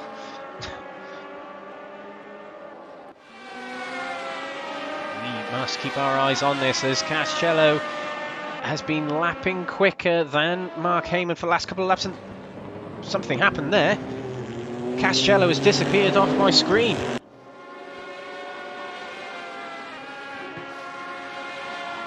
A technical difficulty there for Castello, maybe. Oh, I hope not. It was really hotting up there. No, I think it is. I think his internet connection or something like that has dropped for Castello. That might be race over for him. In fact, it probably is. So unfortunate. He was running in 2nd place, catching the leader. You have to feel for these guys when it's not their fault and these things happen. Mark Heyman out on his own now, a race of his own. He will not believe his luck right now. He's a minute and 7 seconds clear of his nearest rival, William Foyle now.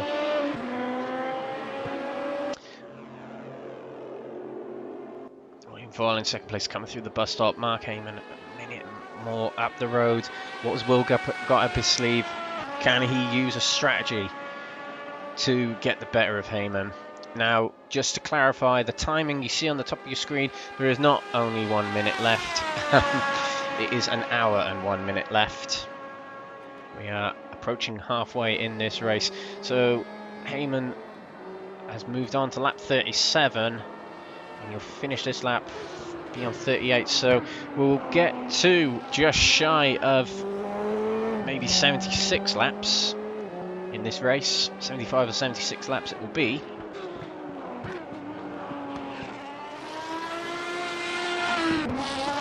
But William Foyle has got half the race now to put his strategy into play. Assuming he's taken on tyres. Will Heyman's tyres drop off enough for him to lose enough pace from William?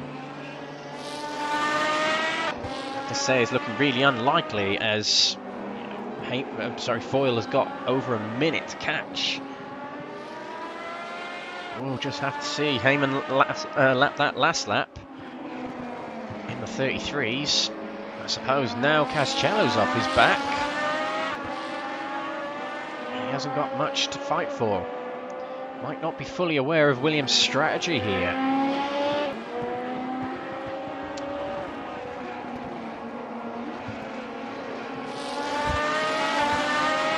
But Mark Heyman is a former champion in Exiled. I can't remember exactly what championship it was that he won. It might have been GT3. Not the endurance, but the Friday series that was run some time ago. It might have been that.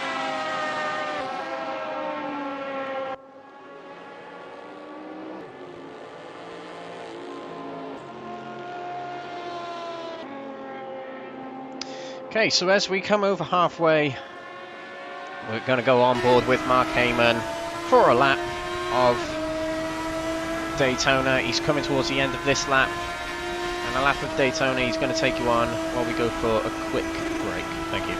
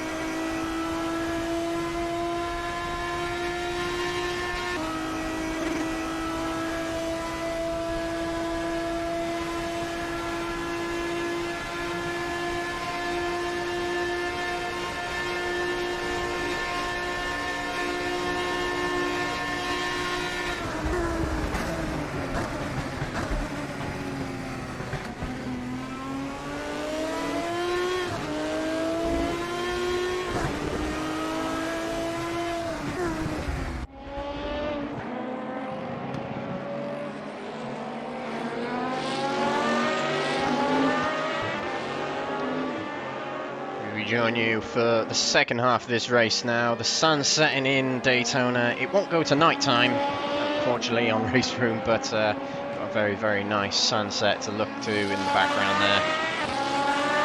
The track will cool down at this point, which means as the tyres age and have less grip, the car will grip less with the lower temperatures. There's not much going on track though to report. Everyone's very much split up into their own little silos. There's a slowdown for Jakobsen there. He was a long way ahead of Digikimi in 5th and some way down the road from Simone Guido. Simone Guido, let's see how he did in the previous endurances. He did do the Spa 50.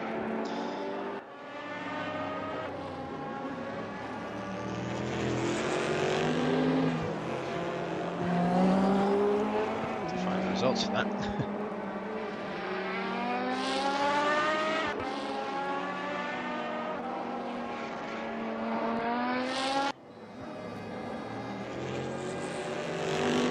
Nope, can't find them at the moment. How did he get hot on in the GT3s? I might be wrong, he might not have done it. Yeah, he didn't do the GT3s. Thought he did, but I was definitely wrong there. But he's running well here. He ran the Alfa Romeo car in the XTCR, and I remember he qualified quite well. I think he was around about 10th in that race.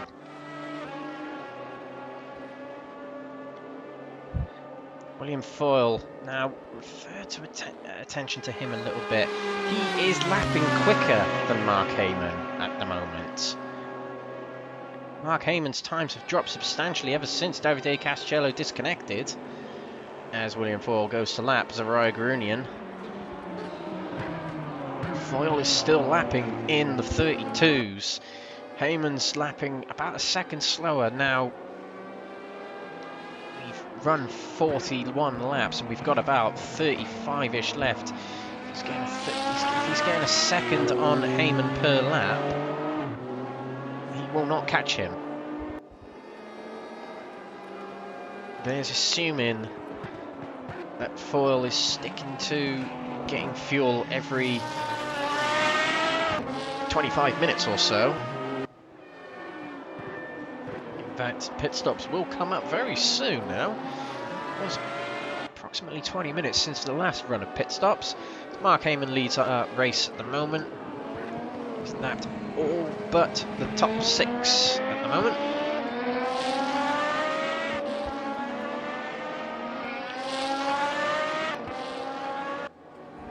According to the timing screen anyway. Jakobsen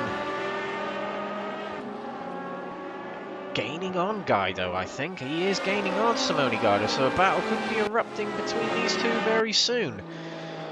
The Italian of Simone Guido looking to make up for what Davide sadly couldn't do. He was running in second and the internet dropped on him. Simone has got to pick it up for his teammate now. And it looks like it could be a big battle between him and Jakobsen coming up soon. Comparing times, they're not far off each other times-wise. They're both running in the 33s.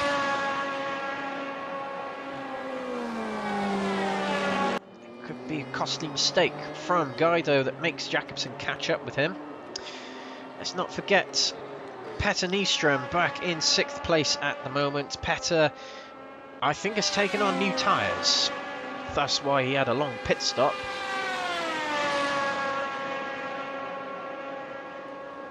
Hoping that will get him the jump on the guys in front of him later on in the race, maybe. He is a lap down, pardon me. In fact, Mark Heyman will be lapping Jakobsen very soon by the looks of it. Let's just see where Heyman is compared to Jakobsen. Yeah, he's not far behind at all, actually. I think that was Heyman getting past Digikimi behind. Yes, it was. Digikimi in the orange Puma livery.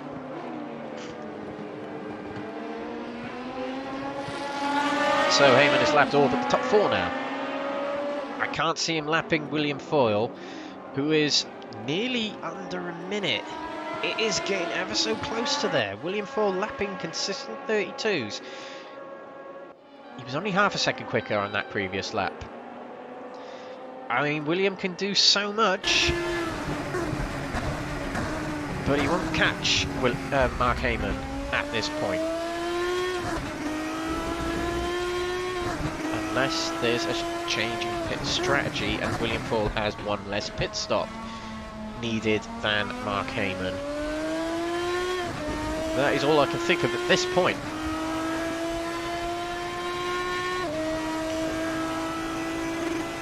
Back in the P2, Raceroom very slow through the horseshoe there. I wonder if he has a problem, but running 8th overall. Had a bit of an iffy start to the race, but has plugged his way back at his competitors little by little. And has found himself back in the lead and in control of this class. Second place Sterler, a long way down the road from him. Sterler is not far, yeah he is quite far. He was Mark Heyman, sorry, Melvin Garland behind him. Kovacs a long way behind Sterler yet. I wonder if these guys are on different strategies at this point, and that's how they've broken up. But Kovacs, we did see he spun earlier, so that upset his momentum a little bit. But this is something we can't quite tell at this point, is who has taken on new tyres. As we saw a spin just then, one of the P1s. Let's look at Jakobsen getting closer and closer to Guido, within 2 seconds now.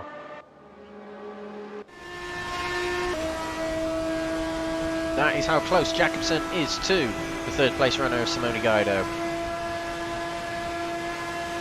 Look at that, 300 plus kilometers over the banking. Hard braking into turn 1, down to 120 kilometers per hour, a drop of nearly 200 kilometers per hour in about 150 meters. Cuts the curb, nice there, foot down, let's leave the curb. This back marker ahead of Simone Guido will not help. I think it might be Raceroom, and yes it is. Raceroom relinquishes that position. And again to Jakobsen. Jakobsen's not wasting any time at all. He's right on the rear of Simone Guido. A bit of an unsettlement coming out of turn 5 for Jakobsen then. And running wide then was Simone Guido. I wonder if the tyres are finding their limits now. You can see Jakobsen is losing control almost coming out of turn 6 there as Guido slips away a little bit yet again. They both might be struggling for their grip at the moment.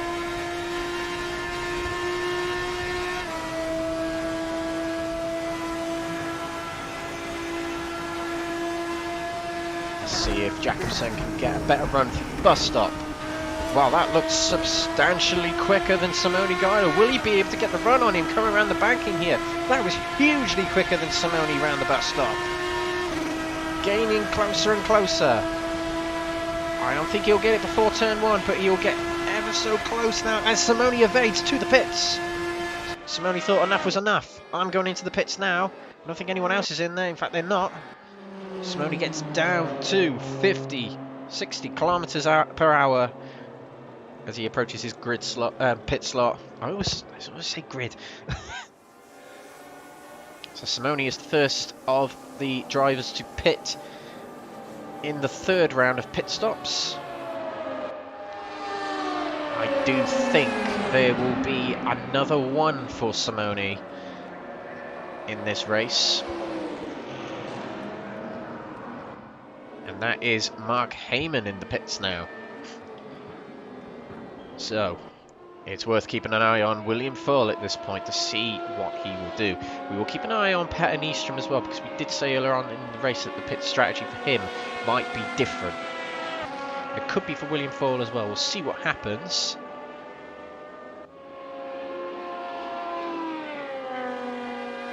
Jakobsen took third place on that lap, the first time he's been on the top 3 in this race. William Foyle comes to the pits. I don't see much about this strategy that's different to Mark Heyman's at the moment for William Foyle. He knew he was safely in third place at the time when Davide Cascello was in the race, and he just thought, you know what, I'll put some new tyres on, and if I go quicker, so be it. Mark Heyman is still in his pit spot. Simone Guido starts to leave the pits now. Guido finding his way to the end of the pits now. Mark Heyman leaves his pit slot now. Let's keep an eye on William Foyle.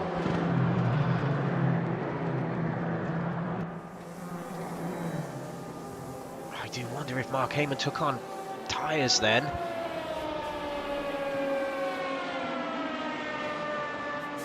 Jimmy stays out. Jacobsen is in the pits as well. Foyle leaves the pits now.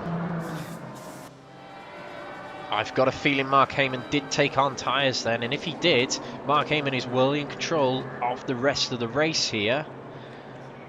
Fresh rubber and a big lead bodes well for him. Mark Heyman at this point is approaching turn 5 with Cannon livery car in front. As he moves to the inside, the car lets him go. Whoever that is, was it Pedersen? It wasn't. Not entirely sure. It was Pettenistrom. Pettenistrom, the guy we think is on a strange strategy, but he might not be. Don't know. Right, so Mark Heyman back out on track. Not far behind Digikimi. Will take back the lead very soon as Digikimi comes in the pits. William Foyle is only 33 seconds down the road. And it's a drive-through penalty for Jacobsen. Speeding in the pits. Jacobsen, who managed to get himself into 3rd place and was closing in on Simone Guido. In fact, he got past Simone Guido in the pits. Simone must have taken on tyres. Jacobsen has got to serve a drive-through penalty, and I don't know how long that's going to take to get through the pits, but he's half a minute up the road from Simone Guido. That might have spoiled his chances for 3rd place in this race. Nystrom stays out. Can Nystrom stretch this to needing only 1 stop for the end of the race?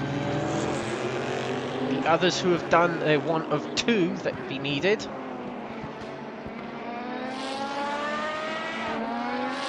Drivers will come in approximately 25 minutes from now to get their final dose of fuel.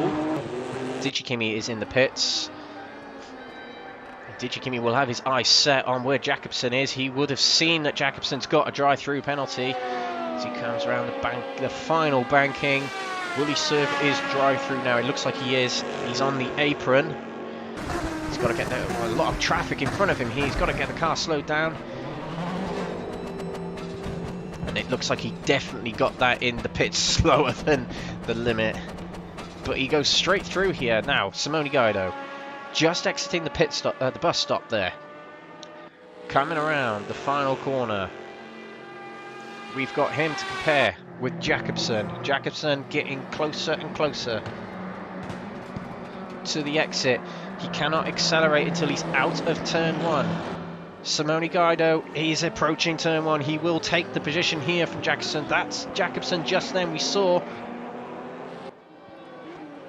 This is unfortunate for Jacobsen.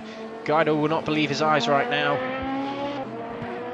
Jacobsen will be edging to get closer to that line, and he definitely did that drive-through correctly there with no issues. Jacobsen comes back out in 6th place with Digikimi pending a pit stop. Pettenistrom has been overtaken by Mark Heyman out on track. The strategy has so far, if Pettenistrom is on a different one, has not worked yet.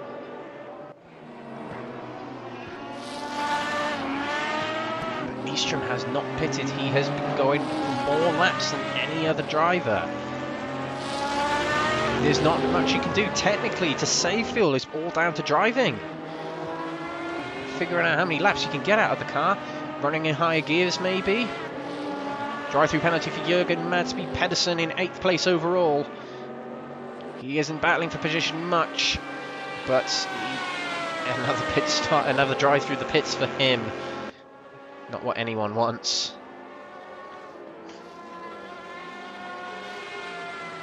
Right, that might drop Madsby Pedersen out of the top 10.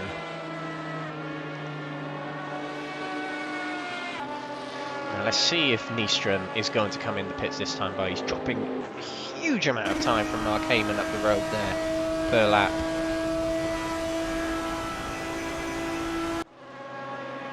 Nystrom stays.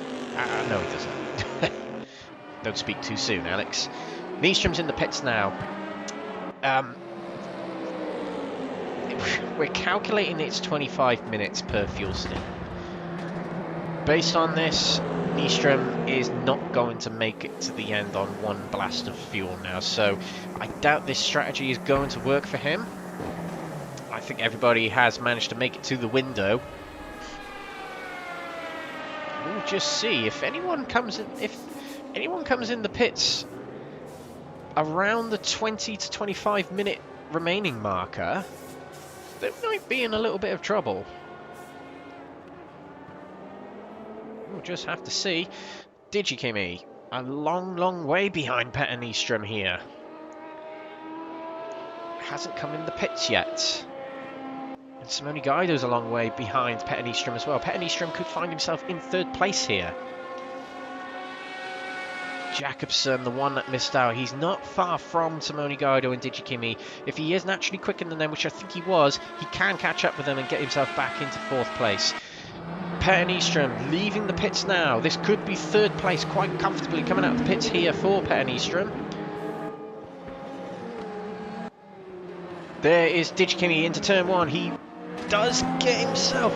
There he goes. He's past Petter Nystrom, but Nystrom is not far at all from Digikimi. He comes out the pits. Simone Guido is very close as well. He won't get past Petter Nystrom coming out as he comes out of the pits. Oh, will he? Well, yes, he will. Petter Nystrom let him have that, and then undertakes him. Oh, that was a cheeky move from Petter Nystrom there. There you go, Simone, you can have it. Oh, no, you don't. Now a bit of a battle between these two now, as Petter Nystrom, not on new tyres, but on a fresh lump of fuel, more fuel, which means he might be slower down the straights. He's a little bit wide in turn 5 there. The tyres trying to heat up again. He is only 4 seconds down the road from Digikimi. The battle for third is on. Jakobsen is not far away at all from these guys. He was looking set to be third place until the drive-through penalty. So with just shy of 40 minutes to go, as Jakobsen nudges the wall there, getting every limit out of the car, it must be. Petter Nystrom, here he goes. It's got Guido behind him. Guido makes his way past, going into the bus stop. That was a good move from Guido, and he's breaking away from Nystrom straight away. Nystrom not feeling very comfortable coming out the pit so far. He relinquishes the position, and we thought he was going to be set to go for third place. Digikimi, who's now 6 to 7 seconds up the road from these two. I tell you what a great comeback it'll be for Digikimi if he finds himself third place after being off driving due to illness. What a great comeback that'll be for the Finn. But Nystrom is not going to give up on third place just yet, I do believe. Kimi went a bit slow going through the horseshoe there. He's not far up the road now from Simone Guido. I think it's less than 5 seconds now. It's a bit of an iffy first sector there for Digikimi. He's got to keep calm. He can do this. There's a lot of time to go. And some pit stops to go still. Any of them could speed in the pits. Never know. Nystrom still behind Simone Guido. William Foyle is within 30 seconds of Mark Heyman out front there. If William Foyle can gain a second per minute, he will catch Heyman before the end of the race. Is that likely to happen? I'm not too sure. That was a back marker letting go Petter Nystrom there. Simone Guido in fourth, just in front. Petter Nystrom seems to have got into a bit of a rhythm now. Is not letting the Italian get away from him just yet. Digikimi, a little bit further up the road. 5 seconds clear. 4 seconds clear.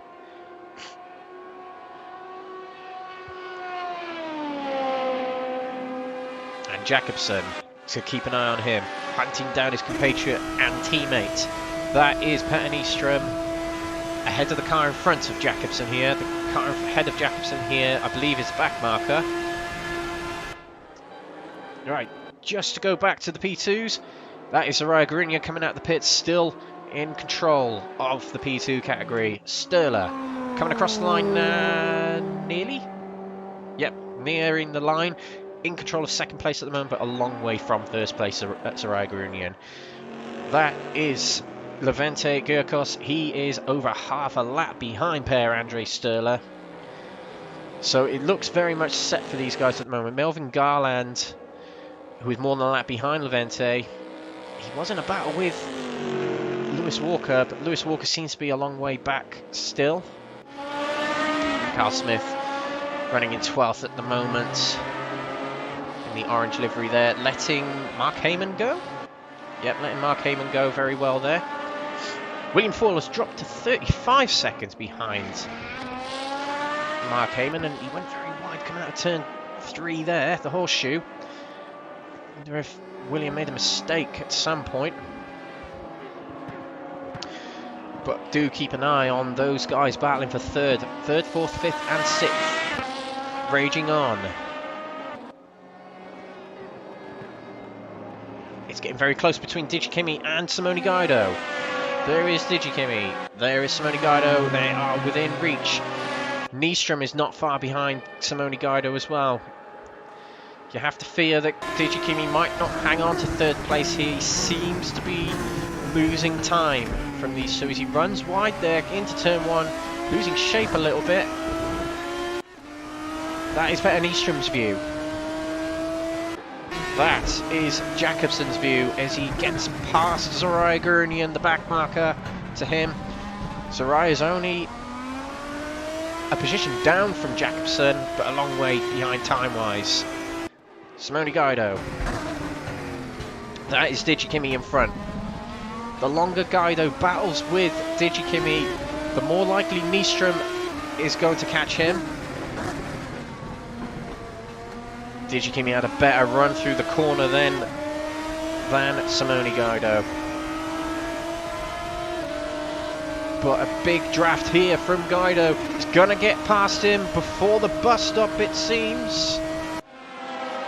Side by side as they approach the bus stop. Digikimi slots back in behind. He knows he's lost the corner here, but he's going to try and get it back at some point, I'm assuming. Through the bus stop they go.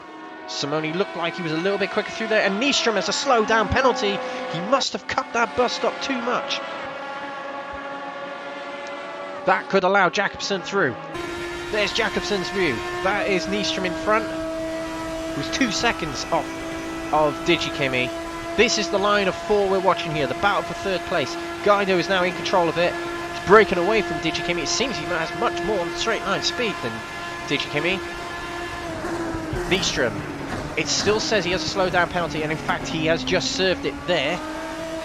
But it has relinquished the position to Jakobsen. Petter doesn't battle too much with Jakobsen. Lets him go. Let's see if Petter, I think he still might be serving that slow down ever so slightly.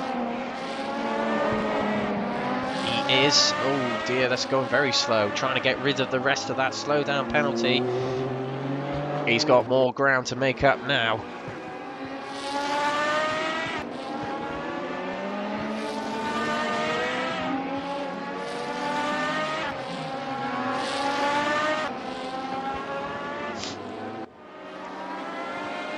Right, so Simone Guy. Oh, and Digikimi lost. I missed that. Don't know how, but Digikimi has lost fourth place, sorry, to Jakobsen. Jakobsen has found himself up 2 positions in 1 lap here. That rarely happens in an endurance when you're about 3/4 of the way through. But now Jakobsen, despite the drive-through penalty, is only about 6 seconds down the road from Simone Guido. There he is, just beyond the standings there. But 6 seconds has got to be caught in 32 minutes. Will Jakobsen do it? Simone Guido waving the flag for Italy, as Davide Castello was meant to be earlier on, but an unfortunate disconnection. Simone's waving the flag for RRC and Italy at the moment. Can he hang on to third place ahead of Jakobsen? There's only 5 seconds between them after that lap. Guido did time the lap quicker by 4/10. Just to revert our eyes to the front as well, William Foyle is 34 seconds behind Heyman. He's no longer catching him. The last lap was quicker. Well, actually, we'll find out on this lap. It was a Mark Heyman's 33.9. It was an invalid lap from Foyle that time. Mark Heyman bossed this race. It looked like a terrible start, but then luck favoured him within one corner. Back into the lead, controlled it from then on. He did look under some threat from Davide Castello, who probably could have caught him. But still, it's been a very, very stellar drive from Mark Heyman here, leading the P1s, and likewise with the P2s with Zariah Garunian. A bad first lap, and he's had to pick away at the P2s one by one, and he's got himself into a commanding lead here.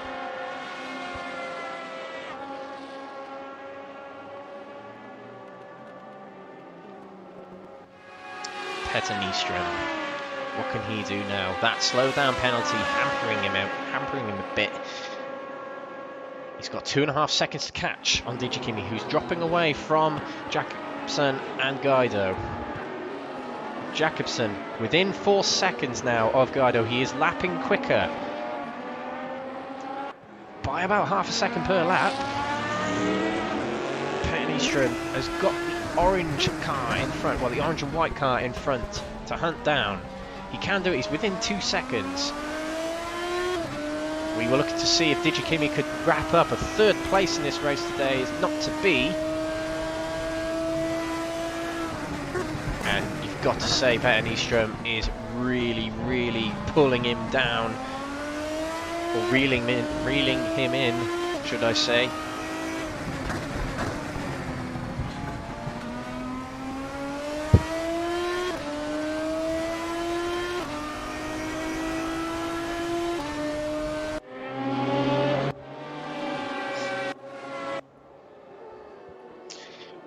We are 3/4 of the way through the race. 29 minutes to go. And Mark Heyman in full control of this race. 34 seconds clear of William Foyle in 2nd place. William Foyle, the winner of the GT3 race. And a drive-through penalty for speeding in the pit lane for Lewis Walker. Unfortunate for him. He was trying to hunt down Melvin Garland some time ago. Looking like it's a 5th place at the moment for Lewis Walker, as that speeding in the pit lane penalty will hamper him on his progress now. But it'll probably be one of the mind you, he'd be cutting it fine on fuel if that's when he pitted. Timed it was 25 minutes earlier that your tank can do. But look at this battle for 5th place still. Let's not come away from Guido and Jakobsen just yet. They're still getting closer and closer. Dirty air in front of Digikimi won't help, but Petter Nyström's got the momentum and will reel him in. Digikimi to find his way past the back markers in front of him. He will move to the inside to get past Levente. But that is Petter Nyström really close now behind him. What is Digikimi doing? Is he going to overtake Levente? Yes, he is. Petter held up by Levente there. That helps Digikimi. Was that done on purpose by Digikimi to hold up Petter? A bit of craftsmanship, if it was the case. Nyström gets his way past Levente, but dropped a little bit of time, you've got to say, from Digikimi there. I mean, these guys are not going to risk overtaking the other category drivers with risk. Too much risk. As he gets close yet again to Digikimi. The battle for 3rd, Guido and Jakobsen, just to report on that. You can see on the timing, it's within 2 seconds. But it's not quite there yet. Petter getting really close to Digikimi here. 4th place is looking out of reach from Pettenistrom at the moment. As he's dropped a lot of time from Jakobsen due to that slowdown penalty. As Pettenistrom went very wide there, Digikimi managed to get through that corner miles quicker. There's no doubt on overall pace, Nystrom is going to catch Digikimi eventually. He is much quicker down the straights than Digikimi. Most drivers have been. That's what's letting Digikimi down, it seems, at the moment, is straight line speed. Nystrom gets an early break into the bus stop. Oh, it looked a bit out of shape there. Had to evade a spin on the 4th kink of the bus stop. But just look how much quicker down these fast stretches Nystrom is from Digikimi. And in fact, this might be it. This might be the move for 5th place. To the outside. It'll be an outside break and going into turn 1. Late on the brakes now. Oh, it's very close between them two, but Digikimi gets it back in front slightly. Pettenistrom broke a little bit too late and looked like he was going to turn in on Digikimi. Digikimi maintains the position there. Good driving from him there. Good driving from the pair of them not to take each other out. The gap up front. 3rd and 4th within a second now. Just quickly look at that. This could happen on a straight here. We will come back to Digikimi very soon, but here goes Jakobsen. This could be done through draft.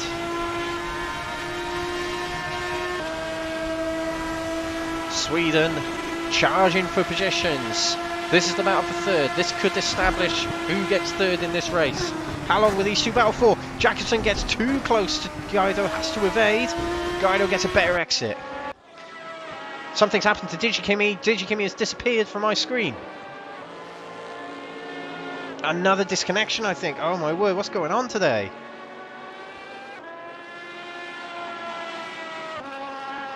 Well, I don't believe that. Digikimi driving such a great race ended at this point due to technical difficulties. Pettenistrom getting that move rather easily by the looks of it. I have to feel for Digikimi there, who's driving a great race. But Nystrom takes 5th place. And Simone Guido is in the pits. This will be his final pit stop of the race. You have to think at this point all drivers are probably going to make it to the end after their next pit stop. Coming up soon. William Foyle, half a minute. We did wonder if he was going to catch Mark Heyman on fresh tyres, but Mark Heyman had enough time to pit on new tyres. Decides to do so just to maintain the gap. It has maintained between 30 and 35 seconds. Foyle still lapping in the 32s and low 33s. Heyman consistently high 33s. It's not enough. It's not going to be enough for William Foyle to catch Heyman. But you have to say, William Foyle has completed every step of the podium so far in these endurances. 3rd in the XTCR, 1st in the GT3 and 2nd here today. It's been a strong, consistent running so far in these races for William Foyle, you have to say. But Mark Heyman is the man of the, well, not the man of the hour, the man of the 2 hours at the moment. There's no other mistakes happen. Heyman takes to the pits. While this is happening, let's keep an eye on William Foyle. A quick break before we come back for the final 10% or so of this race.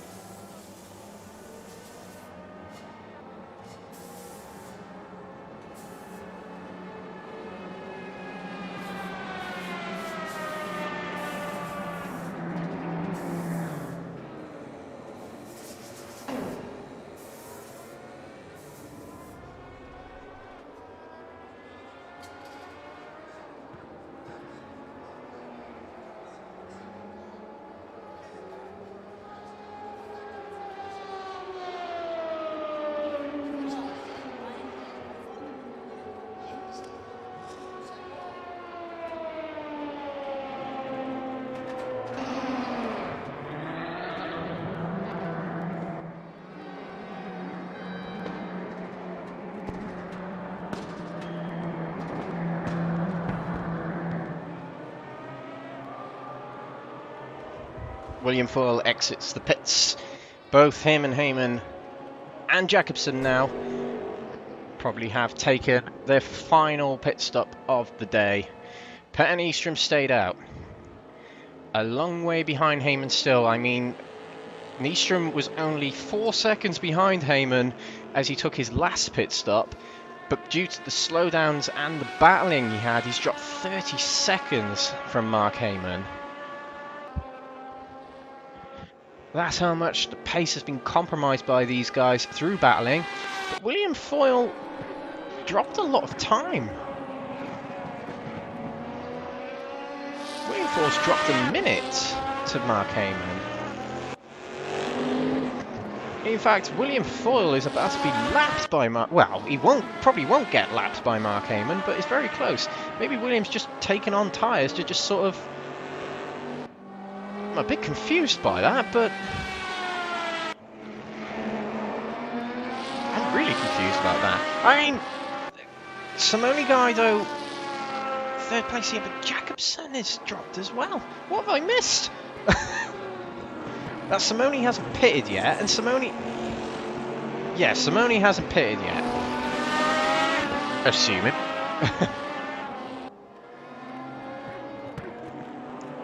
We'll have to realign ourselves very soon. Because William Foyle put his third place in a little bit of risk there. Nystrom's lapping quicker than Mark Heyman at the moment. But I'm confused as to why William took on some tyres. Assuming he did take on tyres.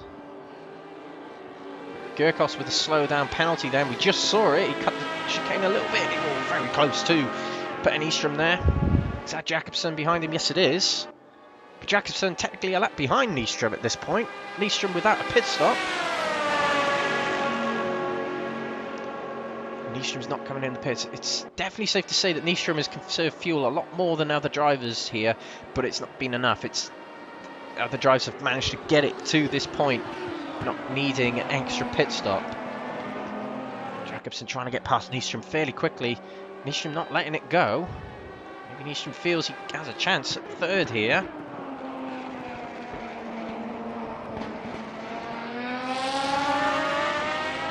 Now here's the thing, Nystrom's found his way past, has found himself past Guido. Guido must have come in the pits. Something must have happened to Jakobsen, and a slowdown penalty for William Foyle for abusing track limits. Now we need to keep an eye on things here because Petr Nystrom yet to come in the pits. I think he's the final driver to go in the pit. Well, will be the final driver to go in the pits.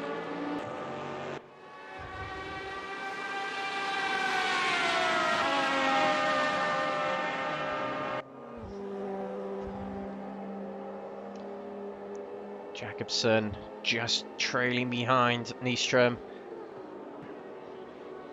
Oh, and wow. That was a daring move from Jakobsen, but he made his way past around the outside on the bus stop. That was a bonkers move, but he made it. But I tell you what, Jakobsen's really surprised me today. In the XTCR, he took his debut win this week, but last season and the season before, he wasn't really denting much on in the standings, in the overall positions in TCR. Until recently, his results have shot up, and it's been a very, very developed period for him in the various Exiled series at the moment. He's impressed me mightily today. I am wondering how he's so much time down right now, though. Sterler coming out the pits. Zaraya just passed him, and that will confirm Zaraya without any mistakes here on in as the leader and potential winner of the P2 category. 6th overall, impressive in a P2, you must say. albeit some retirements, but it's been a stellar drive from him.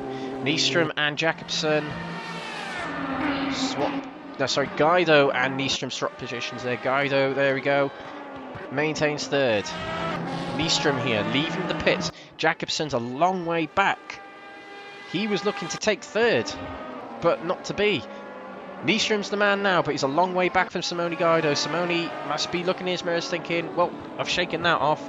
It's just a cruise to the finish now for the Italian, who could take a podium here today. And he is only 12 seconds off William Foyle, who for some reason, I still can't figure out why he took tyres on to drop an extra minute from Mark Heyman, who really isn't that far behind William Foyle. You look at the gap that Mark Heyman's winning by here, and you would think it's pure domination. And it has been. He's just done everything right today. Little to no drama. Hasn't had a slowdown. But while we're talking about this, if you are watching, please get on the YouTube chat. Please let us know who you think your driver of the day is. Does it go to Mark Heyman for the domination? Does it go to Zariah for the domination in the other category? Does it go to Guido for a heroic fight and climb to third place? Does it go to a driver that has retired today who you thought deserved better? Digi Kimi, for example. Many candidates for that today. I can't quite choose who. I will choose in the next 5 minutes, if no one else does for me.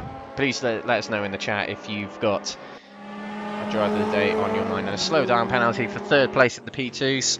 The bus stop again for Levente. Hasn't been a walk in the park today for Levente, sadly for him. He was looking good at one point in the race, and it's just dropped away little by little. Andre Sturla's driven a good race today. Led momentarily, but Zariah Garunian just too quick. Zariah is some time ahead. On the same lap. He isn't that far ahead of Sturla, to be fair.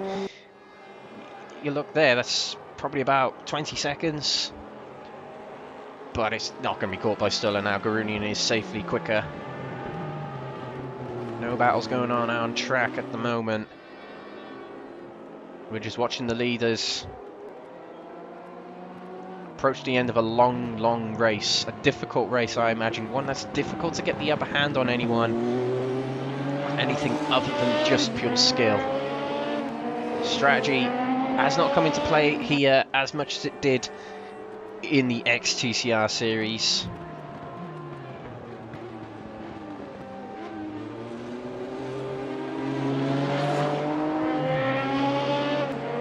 Just to run through the overall order again, we still have the 12 cars on track with the 19 that started. Mark Heyman leads the way. A minute 22 clear in that rather Ferrari-looking paint scheme, meaning the burgundy red. And in second place, William Foyle in the Jack Daniels livery there. He's completed the podium, it's safe to say, in these endurances. Second in this one, first in the previous, third in the first race.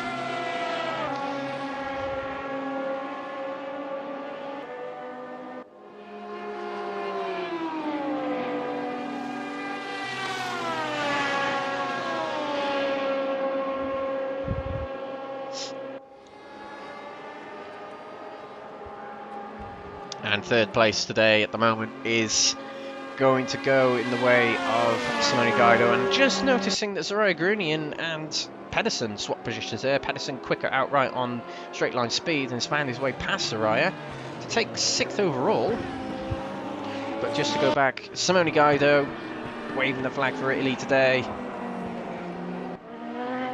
Redemption for the retiree of Davide Castello. He'll be pleased with third today. Peter Nystrom 4th at the moment, as we just descend into the 10 minute to go marker. Petter's teammate Alexander Jacobsen, 5th place. He looked like he was going to put a big battle on Simone Guido for 3rd place, but something must have happened in the pits for it to go the other way. Dropped some time behind the guys in front. Jürgen Madsby Pedersen, we just mentioned him, taking 6th place overall. Zaraya is dropping back a little bit now, but 6th in class, 6th overall. And that is William Foyle right behind him, trying to get past. William's in a bit of a hurry, Jürgen. Zaraya, 7th place overall, but the outright winner of the P2 class as it stands is about 20 seconds up the road from 2nd place in class, and 8th overall, Per-Andre Sturla in the Radical, the only Radical in the field. The first of the Chevrolets, Levente Gurkos, as mentioned many times, he had a great start to the race, led for some time, but has faded away little by little as the race has gone by. Carl Smith will come through at the moment in 10th place. It will actually be, if I'm right in thinking, his highest overall placing in a race in Exiled so far. Been racing with us for a couple of months now, and this will be his highest overall positioning. Still quite a few cars who took part in this race, so good stuff from Carl here. Melvin Garland, the orange Chevrolet there in 11th place, will come through 4th in class. Melvin very passionate about most Raceroom categories. If Melvin enjoys a race, you know it's good. And Lewis Walker, last of the people still running here, but I think it's his debut in Exiled Raceroom. He's got to the end of a very long enduring, no irony there, race in 12th place here overall. Great job from Lewis here. And the retirements include the likes of Jamie Dory, who had car damage and it couldn't get repaired. Emil Holmberg, I think, had a disconnect. Ben Sisko had pedal issues. John Dowling, I think, might have had a disconnect. Davide Cascello and Car Digikimi had disconnections. I think there might have been another driver I'm missing there. I apologise if I have missed you out. But yeah, that's how today has gone. It's been a bit of a strange one in terms of technical issues today. But there's been quite a few good battles out there, I have to say. As we descend towards the final ice cream van going off outside, sorry if you can hear that. But just like in the football, just like in the rugby, we have a driver of the day, and I am going to give it to Mark Heyman today. It's just been a drama-free drive for him. I have to give credit to Zaraya Garunian as well. He's done the same in his category, albeit the first lap didn't go so well for him and he dropped down about half a minute. But Mark Heyman has just had no issue. Start to finish, hit his marks every single time he approaches the corner. Every lap has been sweet, and he's held off the threats from the likes of William Foyle and Davide Cascello. He's only got about 4 laps, I think, remaining. We might well get to lap 75. Considering the TCR Spa 50 was meant to be 50 laps, ended up being 49. Last time out in the GT3s, I think that was a 63 lap race. But 70 laps here. It's been an interesting one, to say the least. William Foyle is still lapping really well, must we say. In fact, I think William Foyle has picked up the fastest lap of the race on that last lap there. We'll have to see at the end of the race, but he's got the fastest lap of the runners left here so far. That last lap was a 1:32.149. You can see on his just above his name on the bottom there. But still pushing is William. And I'm still trying to figure out. Oh, he wrings the neck out of that car through that bus stop there. Brilliant driving through there. But yeah, I'm still trying to figure out why he came in for tyres again. But yeah, credit to all these drivers taking part today, staying to the end. Thank you very much for everyone who has been taking part today. Remember, guys, there are more happening later on. I think the 10th of October will be the FRX17s, which is Raceroom's rendition of Formula 1 cars at Silverstone. 10th of October, just to repeat. And I believe the 14th of November, I might be wrong about that, is the DTM 92s at the Nordschleife. That'll be a very, very interesting one. And then in December the 12th, we have Raceroom's rendition of the Indy cars. The FRUS cars will be at Indianapolis Motor Speedway Roval layout. So if you do want to get involved, find our group. It's in the description of this live stream. Find our group, Raceroom by Exiled Motorsports, and get involved. We have many series on. Wednesdays, XTCRs. Fridays, GT2s at the moment. And of course, this monthly Saturday series. XR do have other sims on the go. Assetto Corsa Competition on Tuesdays. R Factor 2 on Mondays. Of course, Raceroom is on Wednesdays and Fridays. There's also an Assetto Corsa League in the making. Do keep an eye out for the announcement of that coming up in the next coming few weeks. Not going to reveal too much about that as it's unannounced yet.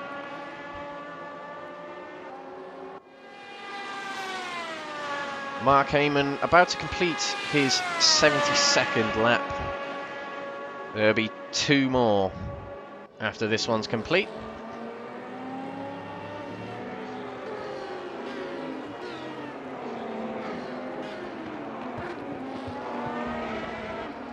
In fact, it will be 74 laps completed.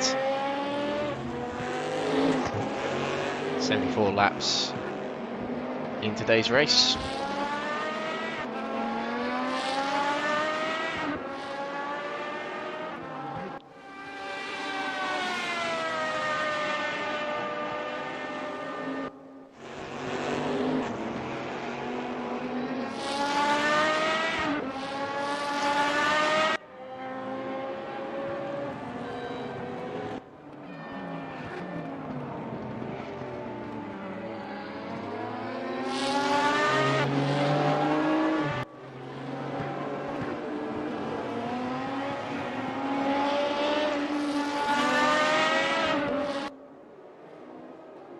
Sad to report that Lewis Walker has retired in the race in the last few laps.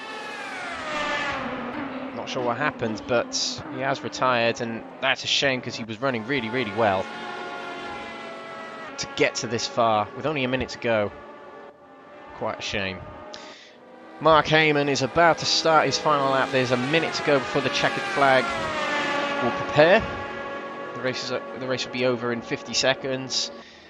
But the checkered flag will wave when Mark Heyman crosses the line at the end of the lap he has just started. He's got a bit of traffic ahead of him. He needn't worry. Levente gets out of the way. He knows the lead's coming through. I think that might be Simone Guido. Yep, it is in front of him. He will probably mind out of his way. Yes, he will. Yeah, no one wants to be the one to ruin the leader's race on the final lap. But Levente and Guido there, a bit of side-by-side action.